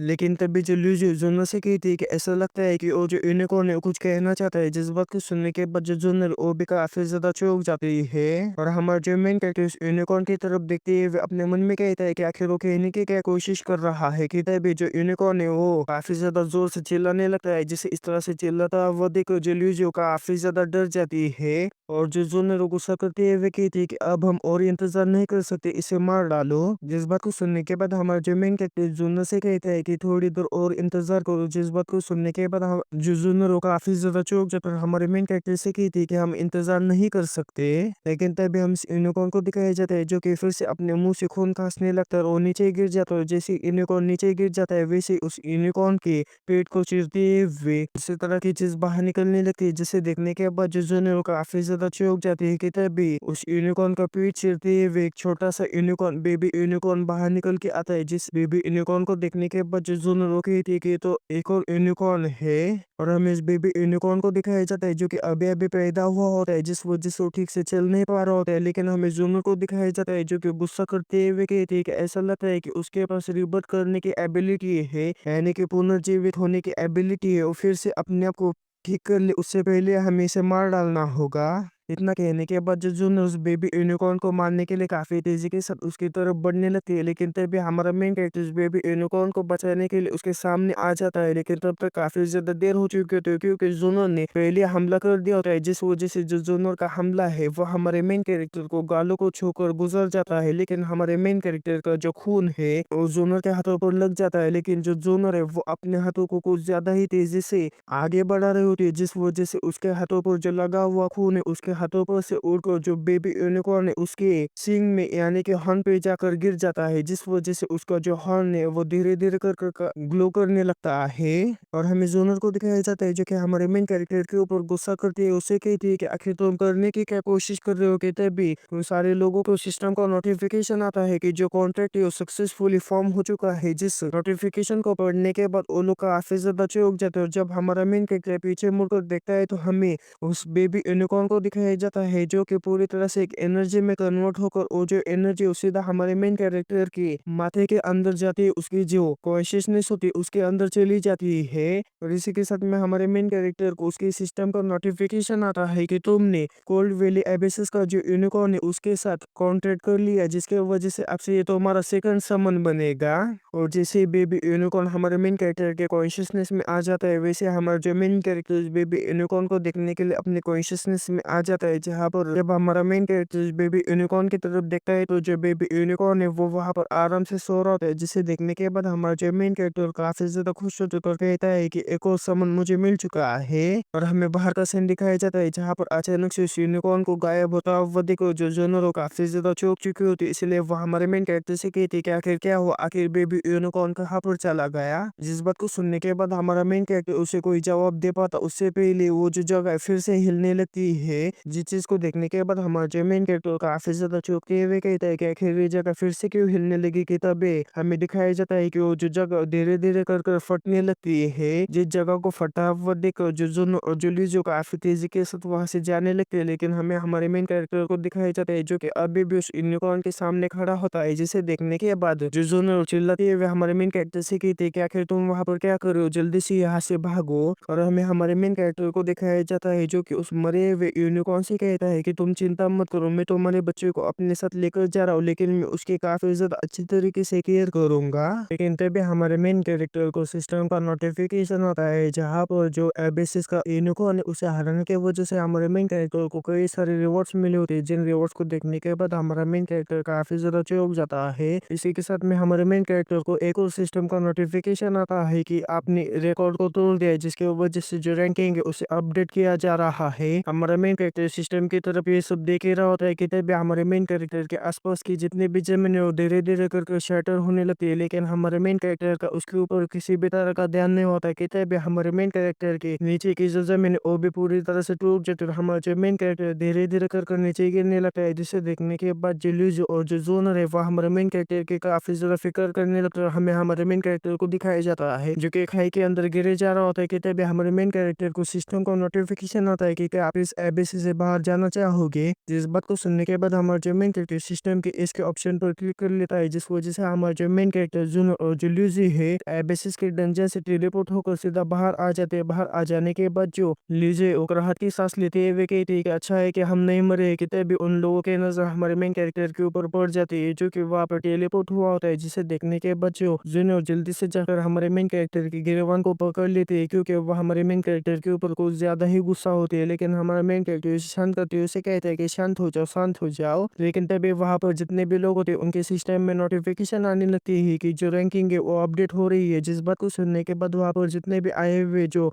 विकनेस होते हैं वो काफ़ी ज़्यादा चौंक जाते हैं कि तभी उन्हीं में से एक विकनर कहता है कि ज़रा उस तरफ देखो, कोई तो पोर्टल से बाहर निकल रहा है। ऐसा लगता है कि उन्हीं की वजह से जो रैंकिंग है चेंज हो चुकी है, उन्हीं ने यहाँ पर का जो रिकॉर्ड है उसे तोड़ा है। जिस बात को सुनने के बाद वहाँ पर खड़े हुए जितने भी लोग हैं उनके बारे में बातें करने लगते हैं, और इसके अलावा हमारे मेन कैरेक्टर की टीम की भी बुराइयां करने लगती है कि उन्हें फोर्सफुली इस डंजन के अंदर से बाहर फेंका। इसका ये मतलब है कि इन लोगों के अब बस की तो बात नहीं है कि वो इस रिकॉर्ड को ब्रेक कर पाए। जिस बात को सुनने के बाद जो जोनर होती है उन लोगों के ऊपर काफी ज्यादा भड़क जाते हैं कि तभी हमें उस पोर्टल का सीन दिखाई जाता है, जिस पोर्टल में से जो बुली की टीम है वो बाहर आ जाती है। और जैसे ही बुली की टीम बाहर आ जाती है वैसे ही जो उनका मेन बुली होता है उसकी नजर हमारे मेन कैरेक्टर के ऊपर पड़ जाती है, जिसे देखने के बाद वो लोग जाकर हमारे मेन कैरेक्टर की काफी ज्यादा मजाक उड़ाने लगते हैं। यहाँ तक कि वो जुनर से कहते हैं कि आखिर तुम इस जैसे ट्रैश के साथ क्यों हो, जल्दी से हमारी टीम में आ जाओ। जिस बात को सुनने के बाद जो जनरल उनके चेहरे के ऊपर उनसे कहते हैं कि तुम लोग कच रहो, यहाँ से चले जाओ। जिस बात को सुनने के बाद जो दूसरा बुली उसके ऊपर काफी ज्यादा गुस्सा हो जाता है कि तभी लेकिन तभी हमारे जो मेन कैरेक्टर मेन वाली बुली को अपने नाम से पुकार कर उसे अपने तरफ आने के लिए कह देता है। जिस बात को सुनने के बाद जो मेन वाला बुली वो हमारे मेन कैरेक्टर के पास जाकर उसे कहते हैं कि क्या तुम्हें मेरे और तुम्हारे बीच में जो गैप है उसका पता नहीं है। जिस बात को सुनने के बाद हमारा जो मेन कैरेक्टर मुस्कुरा के उसे कहता है कि जरा अपनी आंखें खोल कर देखो कि किसके बीच में कितना ज्यादा गैप है, तुम मेरे आसपास भी भटकने के लायक नहीं हो। जिस बात को सुनने के बाद वो जो मेन वाला बुली होगा काफी ज्यादा गुस्सा हो जाता है, उससे चिल्लाती उससे कहते हैं कि तुमने अभी अभी क्या कहा। लेकिन हमारा जो मेन कैरेक्टर बस मुस्कुराते उसके चेहरे की तरफ देख रहा होता है कि तभी वहां पर खड़े हुए जितने भी लोग हैं, उन्हें सिस्टम का नोटिफिकेशन आता है कि जो रैंकिंग अपडेट हो चुकी है, जहाँ पर फर्स्ट रैंक पर हमारा मेन कैरेक्टर होता है। हमारे मेन कैरेक्टर का फर्स्ट रैंक पर नाम दिखने के बाद वहां पर आए हुए जितने भी लोगों का काफी ज्यादा चौंक जाते और कहते हैं कि आखिर ये कैसे हो सकता है। और जो बुली की टीम है वो कहती है कि जरूर इसने चीटिंग की होगी, नहीं तो इस जैसा कचरा फर्स्ट रैंक पर कैसे आ सकता है। इसने पहले भी जो टेस्ट था उसमें भी चीटिंग की थी, जिसकी वजह से इसकी जो पहले रैंकिंग थी वो काफी ज्यादा आ चुकी थी, और अभी भी मुझे ऐसा लगता है कि उसने चीटिंग ही की होगी। जिस बात को वहां पर खड़ा हुआ हर एक पर्सन मान जाता है, क्योंकि उन्हें भी हमारा मेन कैरेक्टर बिल्कुल एक कचरा लग रहा होता है, जिस वजह से उनको इस बात पर विश्वास नहीं हो रहा होता है कि हमारा जो मेन कैरेक्टर रैंकिंग के फर्स्ट रैंक पर आया होगा।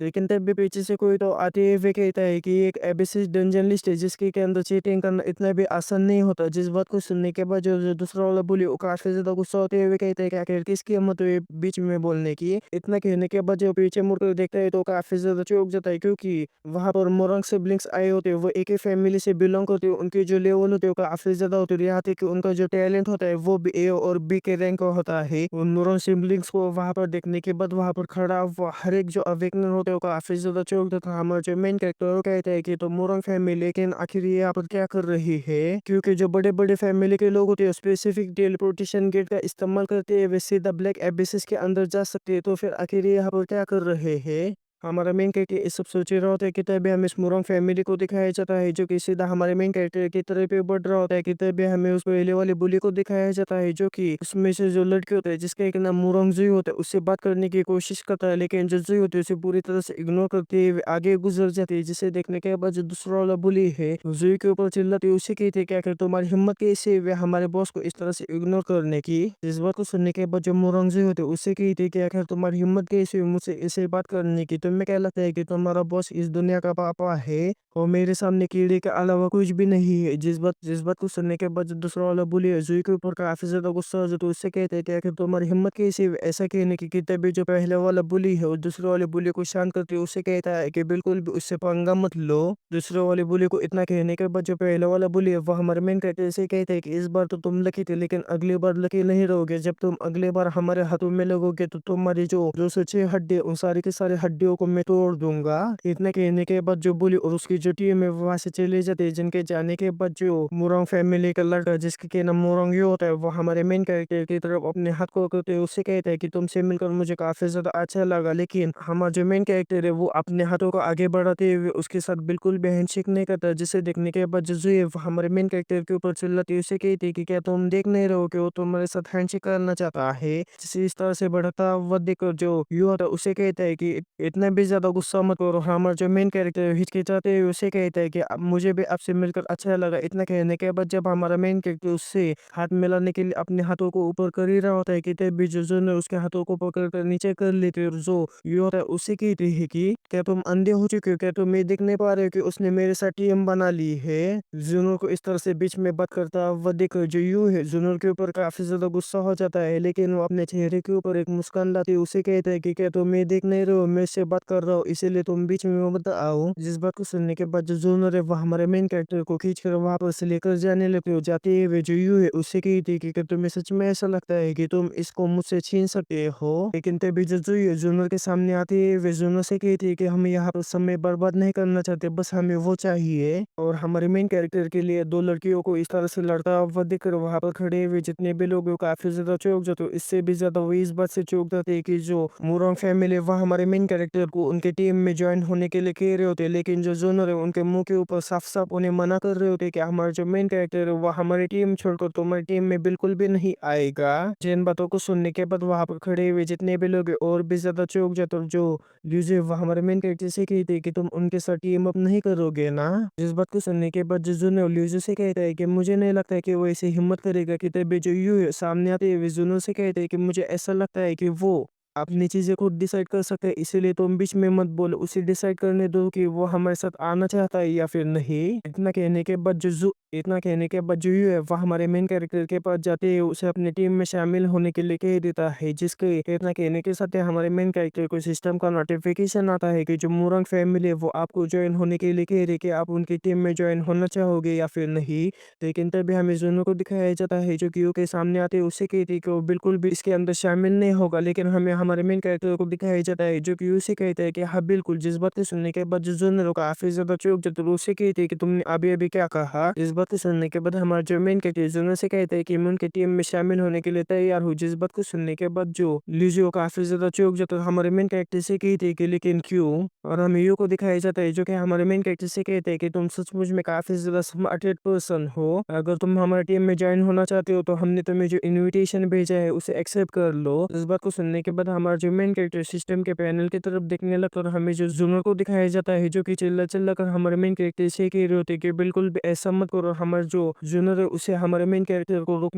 रोकने के लिए जो मुरोंग फैमिली के दो लड़के होते हैं उन्होंने पकड़ रखा होता है। और जो यू है वो हमारे मेन कैरेक्टर से कहता है कि हम लोग साथ में मिलकर कई सारे रिकॉर्ड्स को तोड़ सकते हैं, लेकिन हमें हमारे मेन कैरेक्टर को दिखाया जाता है जो कि यू की इनविटेशन को पूरी तरह से रिजेक्ट कर देता है। जिस चीज को देखने के बाद वहां पर के जितने भी लोगों का काफी ज्यादा चौंक जाते हैं और जो जी होती है वो हमारे मेन कैरेक्टर के ऊपर गुस्सा करती है, उससे कहती है कि आखिर तुम्हारी हिम्मत कैसे हुई हमारे इनविटेशन को रिजेक्ट करने की? जिस बात को सुनने के बाद हमारे जो मेन कैरेक्टर उसे कहते हैं कि रिलैक्स हो जाओ, मैं तुम्हारी टीम में आने के लिए तैयार हूँ, लेकिन तुम्हें मेरे कुछ शर्तों का मानना होगा। जिस बात को सुनने के बाद जो जी है वो हमारे मेन कैरेक्टर के ऊपर गुस्सा करती है, उसे कहती है कि हम तुम्हें अपनी टीम में शामिल कर रही है, तुम्हारे लिए सबसे बड़ी बात होनी चाहिए, तो फिर आखिर तुम हमारे सामने अपनी शर्तें रखने की हिम्मत कैसे दिखा सकते हो? जिस बात को सुनने के बाद हमारा जो मेन कैरेक्टर वहां पर से मुड़कर जाने लग जाती है, उनसे कहता है कि अगर तुम नेगोशिएशन नहीं करना चाहते तो फिर ठीक है, इसे भूल जाओ। हमारे मेन कैरेक्टर को वहां पर से जाता हुआ देखो जो पीछे से यू है वह हमारे मेन कैरेक्टर से कहते हैं कि रुको और मुझे तुम्हारी कंडीशन बताओ। जिस बात को सुनने के बाद हमारा जो मेन कैरेक्टर मुस्कुराते हुए उसे कहता है कि मेरे कुछ ही कंडीशन है जो कि काफी ज्यादा मामूली है। सबसे पहले ब्लैक एबिसिस के अंदर जाने के बाद तुम लोगों को मेरे ऑर्डर्स को मानना होगा, और दूसरा मेरे परमिशन के बिना कोई भी एक्सपीरियंस को नहीं चुराएगा, और तीसरी बात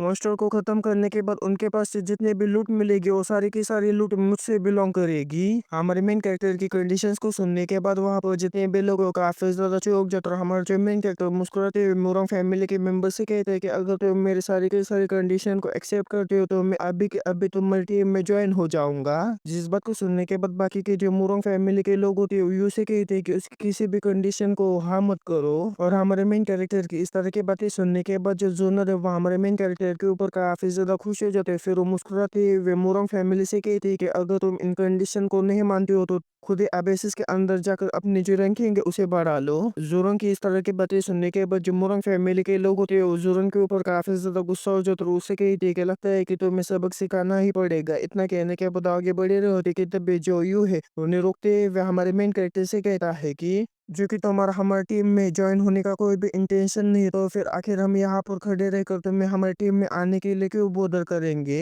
जिस बात को सुनने के बाद हमारा जो मेन कैरेक्टर यू से कहते हैं कि मैं बस उन लोगों से नफरत करता हूँ जो कि अपनी ताकत का इस्तेमाल करते हुए दूसरों टीम में से मेंबर्स को अपने टीम में ज्वाइन होने के लिए चुराते हैं। हमारे मेन कैरेक्टर की ये बात सुनने के बाद जिजुयो काफी ज्यादा गुस्सा हो जाता है, हमारे मेन कैरेक्टर की तरफ बढ़ी रहे होते कि तभी जो यू है उसे रोक लेता और हमारे मेन कैरेक्टर से कहता है कि तुमने अपनी जिंदगी में ज्यादा कुछ नहीं उखाड़ा है, तुमने सिर्फ इंटर एबेसिस के अंदर अपने रैंक को फर्स्ट रैंक पर लेकर आए है। इसके लिए तुम अपने आप के ऊपर इतना भी ज्यादा घमंड मत करो, क्योंकि तुम्हारा ये जो घमंड है वो किसी दिन चकनाचूर हो जाएगा। इतना कहने के बाद जो यू है सारे के सारे मोरोंग फैमिली के मेंबर्स को लेकर वहां से जाने लगते। उसे जाता हुआ देखकर जुजुनरो काफी ज्यादा गुस्सा हो जाते, पीछे से हाथ हिलाते उसे कहते कि चलो चलो यहाँ पर से निकलो, हमें धमकी देने की कोई भी जरूरत नहीं है। और हमें जुई को दिखाया जाता है जो कि हमारे मेन कैरेक्टर के ऊपर काफी ज्यादा गुस्सा हो जाता है, और हमारे मेन कैरेक्टर की तरफ देखते ही उसे कहते कि मैं तुम्हें कभी भी नहीं भूलूंगी। और हमें हमारे मेन कैरेक्टर को दिखाया जाता है जो कि अंगड़ाइयां लेते हुए कहता है कि बस हमें 2 और बार ब्लैक एबिसिस के अंदर जाना होगा, अगर हम 2 बार और अंदर चले गए तो हमारा जो लेवल है वो 10 हो जाएगा।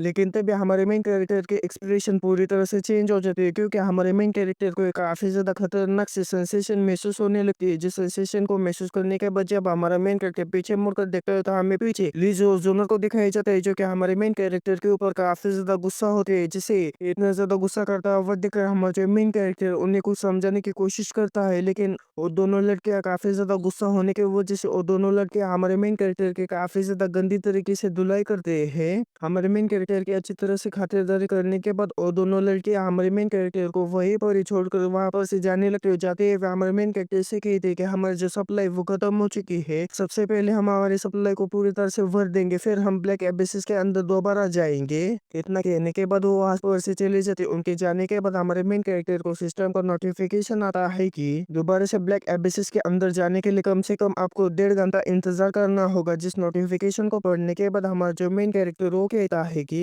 ब्लैक एबिसिस के अंदर दोबारा जाने के लिए अभी भी 1.5 घंटा बचा है, चलो तब तक आराम कर लेता हूँ। फिर वहां से सीन चेंज होकर मैं हमारे मेन कैरेक्टर को दिखाया जाता है जो कि एक फॉरेस्ट के अंदर से गुजर रहा था, और गुजरते हुए कहता है कि काफी ज्यादा मेहनत करने के बाद मैं लेवल 6 पर पहुंच चुका हूँ। इसके अलावा मुझे एक नया समन भी मिल चुका है, क्यों ना मैं उसे से यहाँ पर समन कर कर उसकी जो एबिलिटी सी है उसे देख लूँ। इतना कहने के बाद हमारा जो मेन कैरेक्टर वहां पर यूनिकॉर्न को समन करने लगा है, जिस वजह से वहां पर काफी बड़ा फॉर्मेशन तैयार हो जाता है। उस फॉर्मेशन के अंदर से काफी ज्यादा एनर्जी बाहर निकलने लगती है, जिस एनर्जी के अंदर हमारा मेन कैरेक्टर भी कुछ ठीक से दिख नहीं पा रहा। तो जैसे ही वहां पर की जो एनर्जी पूरी तरह से गायब हो जाती है, जब हमारा मेन कैरेक्टर सामने की तरफ देखता है तो वो काफी ज्यादा हैरान हो जाता है, क्योंकि हमारा जो मेन कैरेक्टर जिस यूनिकॉर्न को वहां पर समन करने की कोशिश कर रहा था वहां पर जो यूनिकॉर्न है वो समन नहीं हुआ होता। जिसे देखने के बाद हमारा जो मेन कैरेक्टर काफी ज्यादा रोने लगा और कहता है कि आखिर मेरा समन कहाँ पर चला गया। हमारे मेन कैरेक्टर ये सब कह रहा होता है कि तभी हमारे मेन कैरेक्टर को सिस्टम का नोटिफिकेशन आता है कि जो समनिंग है फेल हो चुकी है, आपको सबसे पहले जो समन का स्टेटस है उसे चेक करना चाहिए। लेकिन तभी हमारे मेन कैरेक्टर को एक और सिस्टम का नोटिफिकेशन आता है कि जो आपका समन क्रिएचर है वो अभी तक हैच नहीं हुआ है, कि आप उसे हैच करना चाहेंगे। जिस बात को सुनने के बाद हमारा जो मेन कैरेक्टर है वो इस पर क्लिक कर कर जो हमारा यूनिकॉर्न है उसे हैच करने के लिए छोड़ देता है। और जो यूनिकॉर्न है उसे पूरी तरह से हैच होने के लिए कम से कम 71 घंटे लगने वाले होते हैं। जिसे देखने के बाद हमारा मेन कैरेक्टर चौंकते हुए कहते हैं कि कुछ ज्यादा ही समय लग रहा है, और अब जो कि यूनिकॉर्न का हैच होने के लिए कुछ ज्यादा ही समय लगने वाला होता है, जिस वजह से हमारा जो मेन कैरेक्टर इस वैली के अंदर उसे क्या क्या लूट मिली होती है उसे चेक करने लगता है। कि तभी हमारे मेन कैरेक्टर की नजर एक मेल के ऊपर पड़ जाती है, जिस मेल को देखने के बाद हमारा जो मेन कैरेक्टर काफी ज्यादा चौंक जाता है। और जब हमारा मेन कैरेक्टर इस मेल को ओपन कर कर देखता है तो उस मेल के अंदर हमारे मेन कैरेक्टर गिफ्ट पैक मिला होता है, जिसके के अंदर हमारे मेन कैरेक्टर को टाइटल मिला होता है जिसका के नाम द फास्टेस्ट मैन होता है। जिस टाइटल को देखने के बाद हमारा मेन कैरेक्टर कहता है कि आखिर इस द फास्टेस्ट मैन का मतलब क्या है। लेकिन अभी के लिए हमारा जो मेन कैरेक्टर उस टाइटल के ऊपर बिल्कुल भी ध्यान न देते हुए बाकी की चीजों को चेक करने लगता है, जहाँ पर हमारे मेन कैरेक्टर को 2 चेस्ट मिली होती है, जिसमें से पहली वाली चेस्ट को ओपन करने के बाद हमारे मेन कैरेक्टर को एक आर्मर मिलता है। अगर हमारे मेन कैरेक्टर ने उस आर्मर को पहना तो उसकी जो स्टैट उसकी जो एचपी उसका जो डिफेंस है वो काफी ज्यादा बढ़ जाएगा।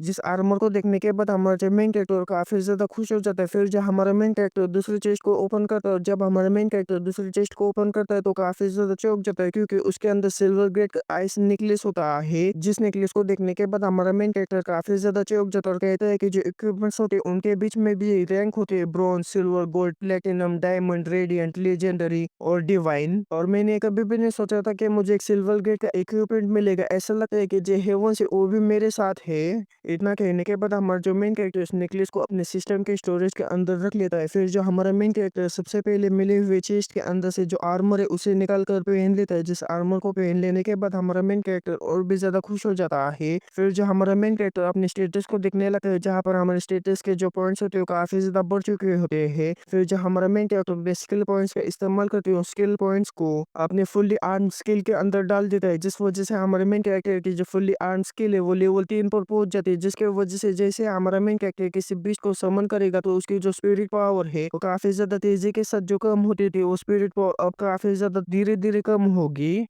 अपने आप को अपग्रेड करने के बाद हमारा जो मेन कैरेक्टर वो कहता है कि चलो स्लाइम का भी लेवल अप करवा ही दे। इतना कहने के बाद हमारा जो मेन कैरेक्टर स्लाइम को वहां पर समन करते हुए अपने 100 एचपी का सेक्रीफाइस करते हुए उसे लेवल अप करने की कोशिश करने लगता है। लेकिन 100 एचपी सेक्रीफाइस करने के बावजूद भी जो स्लाइम है वो लेवल अप नहीं करता, जिसे देखने के बाद हमारा जो मेन कैरेक्टर काफी ज्यादा चौंक जाता है। और इसी के साथ में जो सिस्टम है वह हमारे मेन कैरेक्टर से कहते हैं कि और भी ज्यादा सेक्रीफाइस की जरूरत है। जिसे देखने के बाद हमारा जो मेन कैरेक्टर है तो लगातार वहां पर सेक्रीफाइस करने की कोशिश करता है, लेकिन बार बार सेक्रीफाइस करने के बावजूद भी जो स्लाइम उसका लेवल अप नहीं होता। जिसे देखने के बाद हमारा जो मेन कैरेक्टर काफी ज्यादा चौंक जाता है और कहता है कि आखिर स्लाइम अपने एडवांस फॉर्म में क्यों नहीं जा रहा है। इतना कहने के बाद हमारा जो मेन कैरेक्टर आखिर में अपनी आधी एचपी को सेक्रीफाइस करते हुए जो स्लाइम है उसे लेवल अप करने की कोशिश करने लगता है। इस बार हमारे मेन कैरेक्टर का जो प्लान है वो काम कर जाता है और जो स्लाइम है वो लेवल अप करने लगता है, जिस वजह से उसके अंदर से काफी ज्यादा एनर्जी बाहर निकलने लगती है।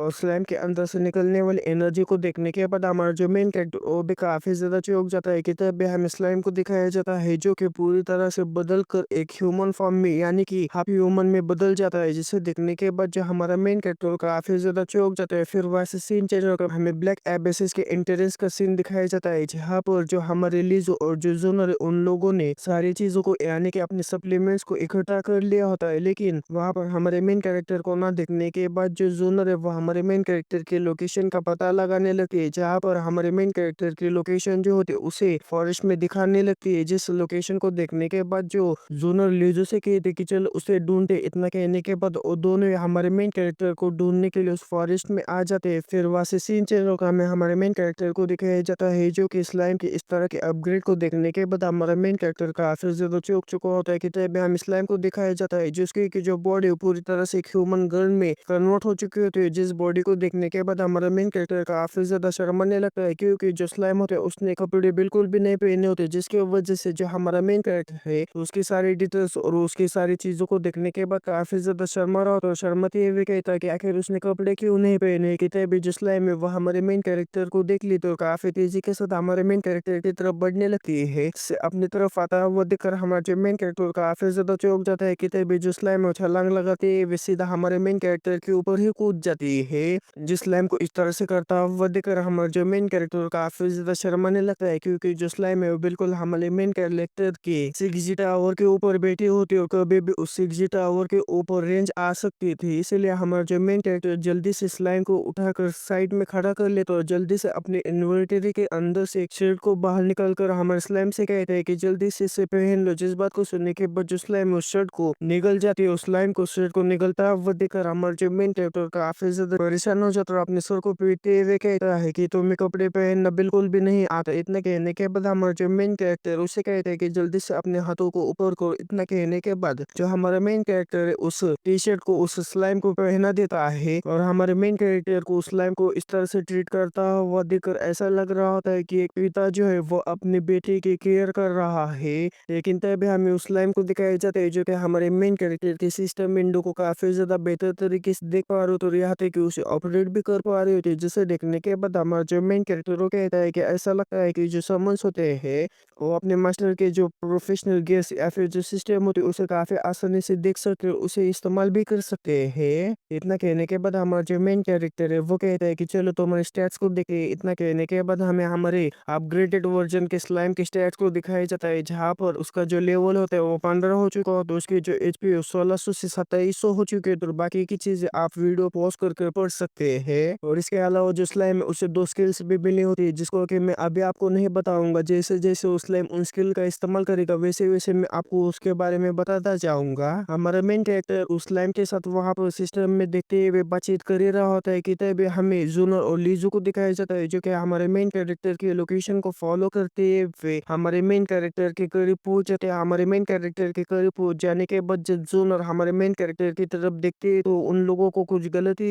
दिखाई देने लगता है जहाँ पर ऐसा लग रहा होता है कि हमारा जो मेन कैरेक्टर छोटी सी बच्ची को इस्तेमाल कर रहा है। जिस चीज़ को देखने के बाद जो जूनर है वो काफ़ी ज़्यादा गुस्सा हो जाते हैं कि तभी पीछे से जो ल्यूज़ है वो भी आकर सामने की तरफ का नज़ारा देखती है जिसे देखने के बाद जो ल्यूज़ है वो काफ़ी ज़्यादा हैरान हो जाते हैं। जो जूनर है वो चिल्लाते हुए हमारे मेन कैरेक्टर से कहते हैं कि आखिर तुम क्या कर रहे हो। उन दोनों को वहाँ पर देखने के बाद हमारा जो मेन कैरेक्टर काफ़ी ज़्यादा चौंक जाता है। उनसे कहते हैं कि आखिर तुम यहाँ पर क्या कर रहे हो। जिस बात को सुनने के बाद जो जूनर है वो हमारे मेन कैरेक्टर से कहती है कि क्या हमें यहाँ पर नहीं होना चाहिए था। अगर हम यहाँ पर नहीं होते तो तुम यहाँ पर जो कारनामा कर रहे हो उसके बारे में हमें कैसे पता चलता। जिस बात को सुनने के बाद हमारा जो मेन कैरेक्टर पूरा सदमे में चला जाता है और कहता है कि आखिर ये यहाँ पर आकर क्या गलत समझ रहे हैं। कि तभी हमें जूनर को दिखाया जाता है जो कि हमारे मेन कैरेक्टर के फिर से खातिरदारी करती है। फिर जो हमारा मेन कैरेक्टर उसे कहते हैं कि तो मेरा स्लाइम है जो कि अपग्रेड हो चुका है। जिस बात को सुनने के बाद जो जूनर है वो हमारे मेन कैरेक्टर से कहती है कि तुम्हें हमें ये पहले बताना चाहिए था कि तुम्हारा एडवांस स्लाइम है। अगर तुमने हमें इसके बारे में पहले बता दिया होता तो तुम्हें मार नहीं पड़ती। जिस बात को सुनने के बाद हमारा जो मेन कैरेक्टर काफी ज्यादा फनी तरीके से हंसते हुए उससे कहता है कि तुमने मुझे तुम्हें समझाने का मौका कहाँ दिया।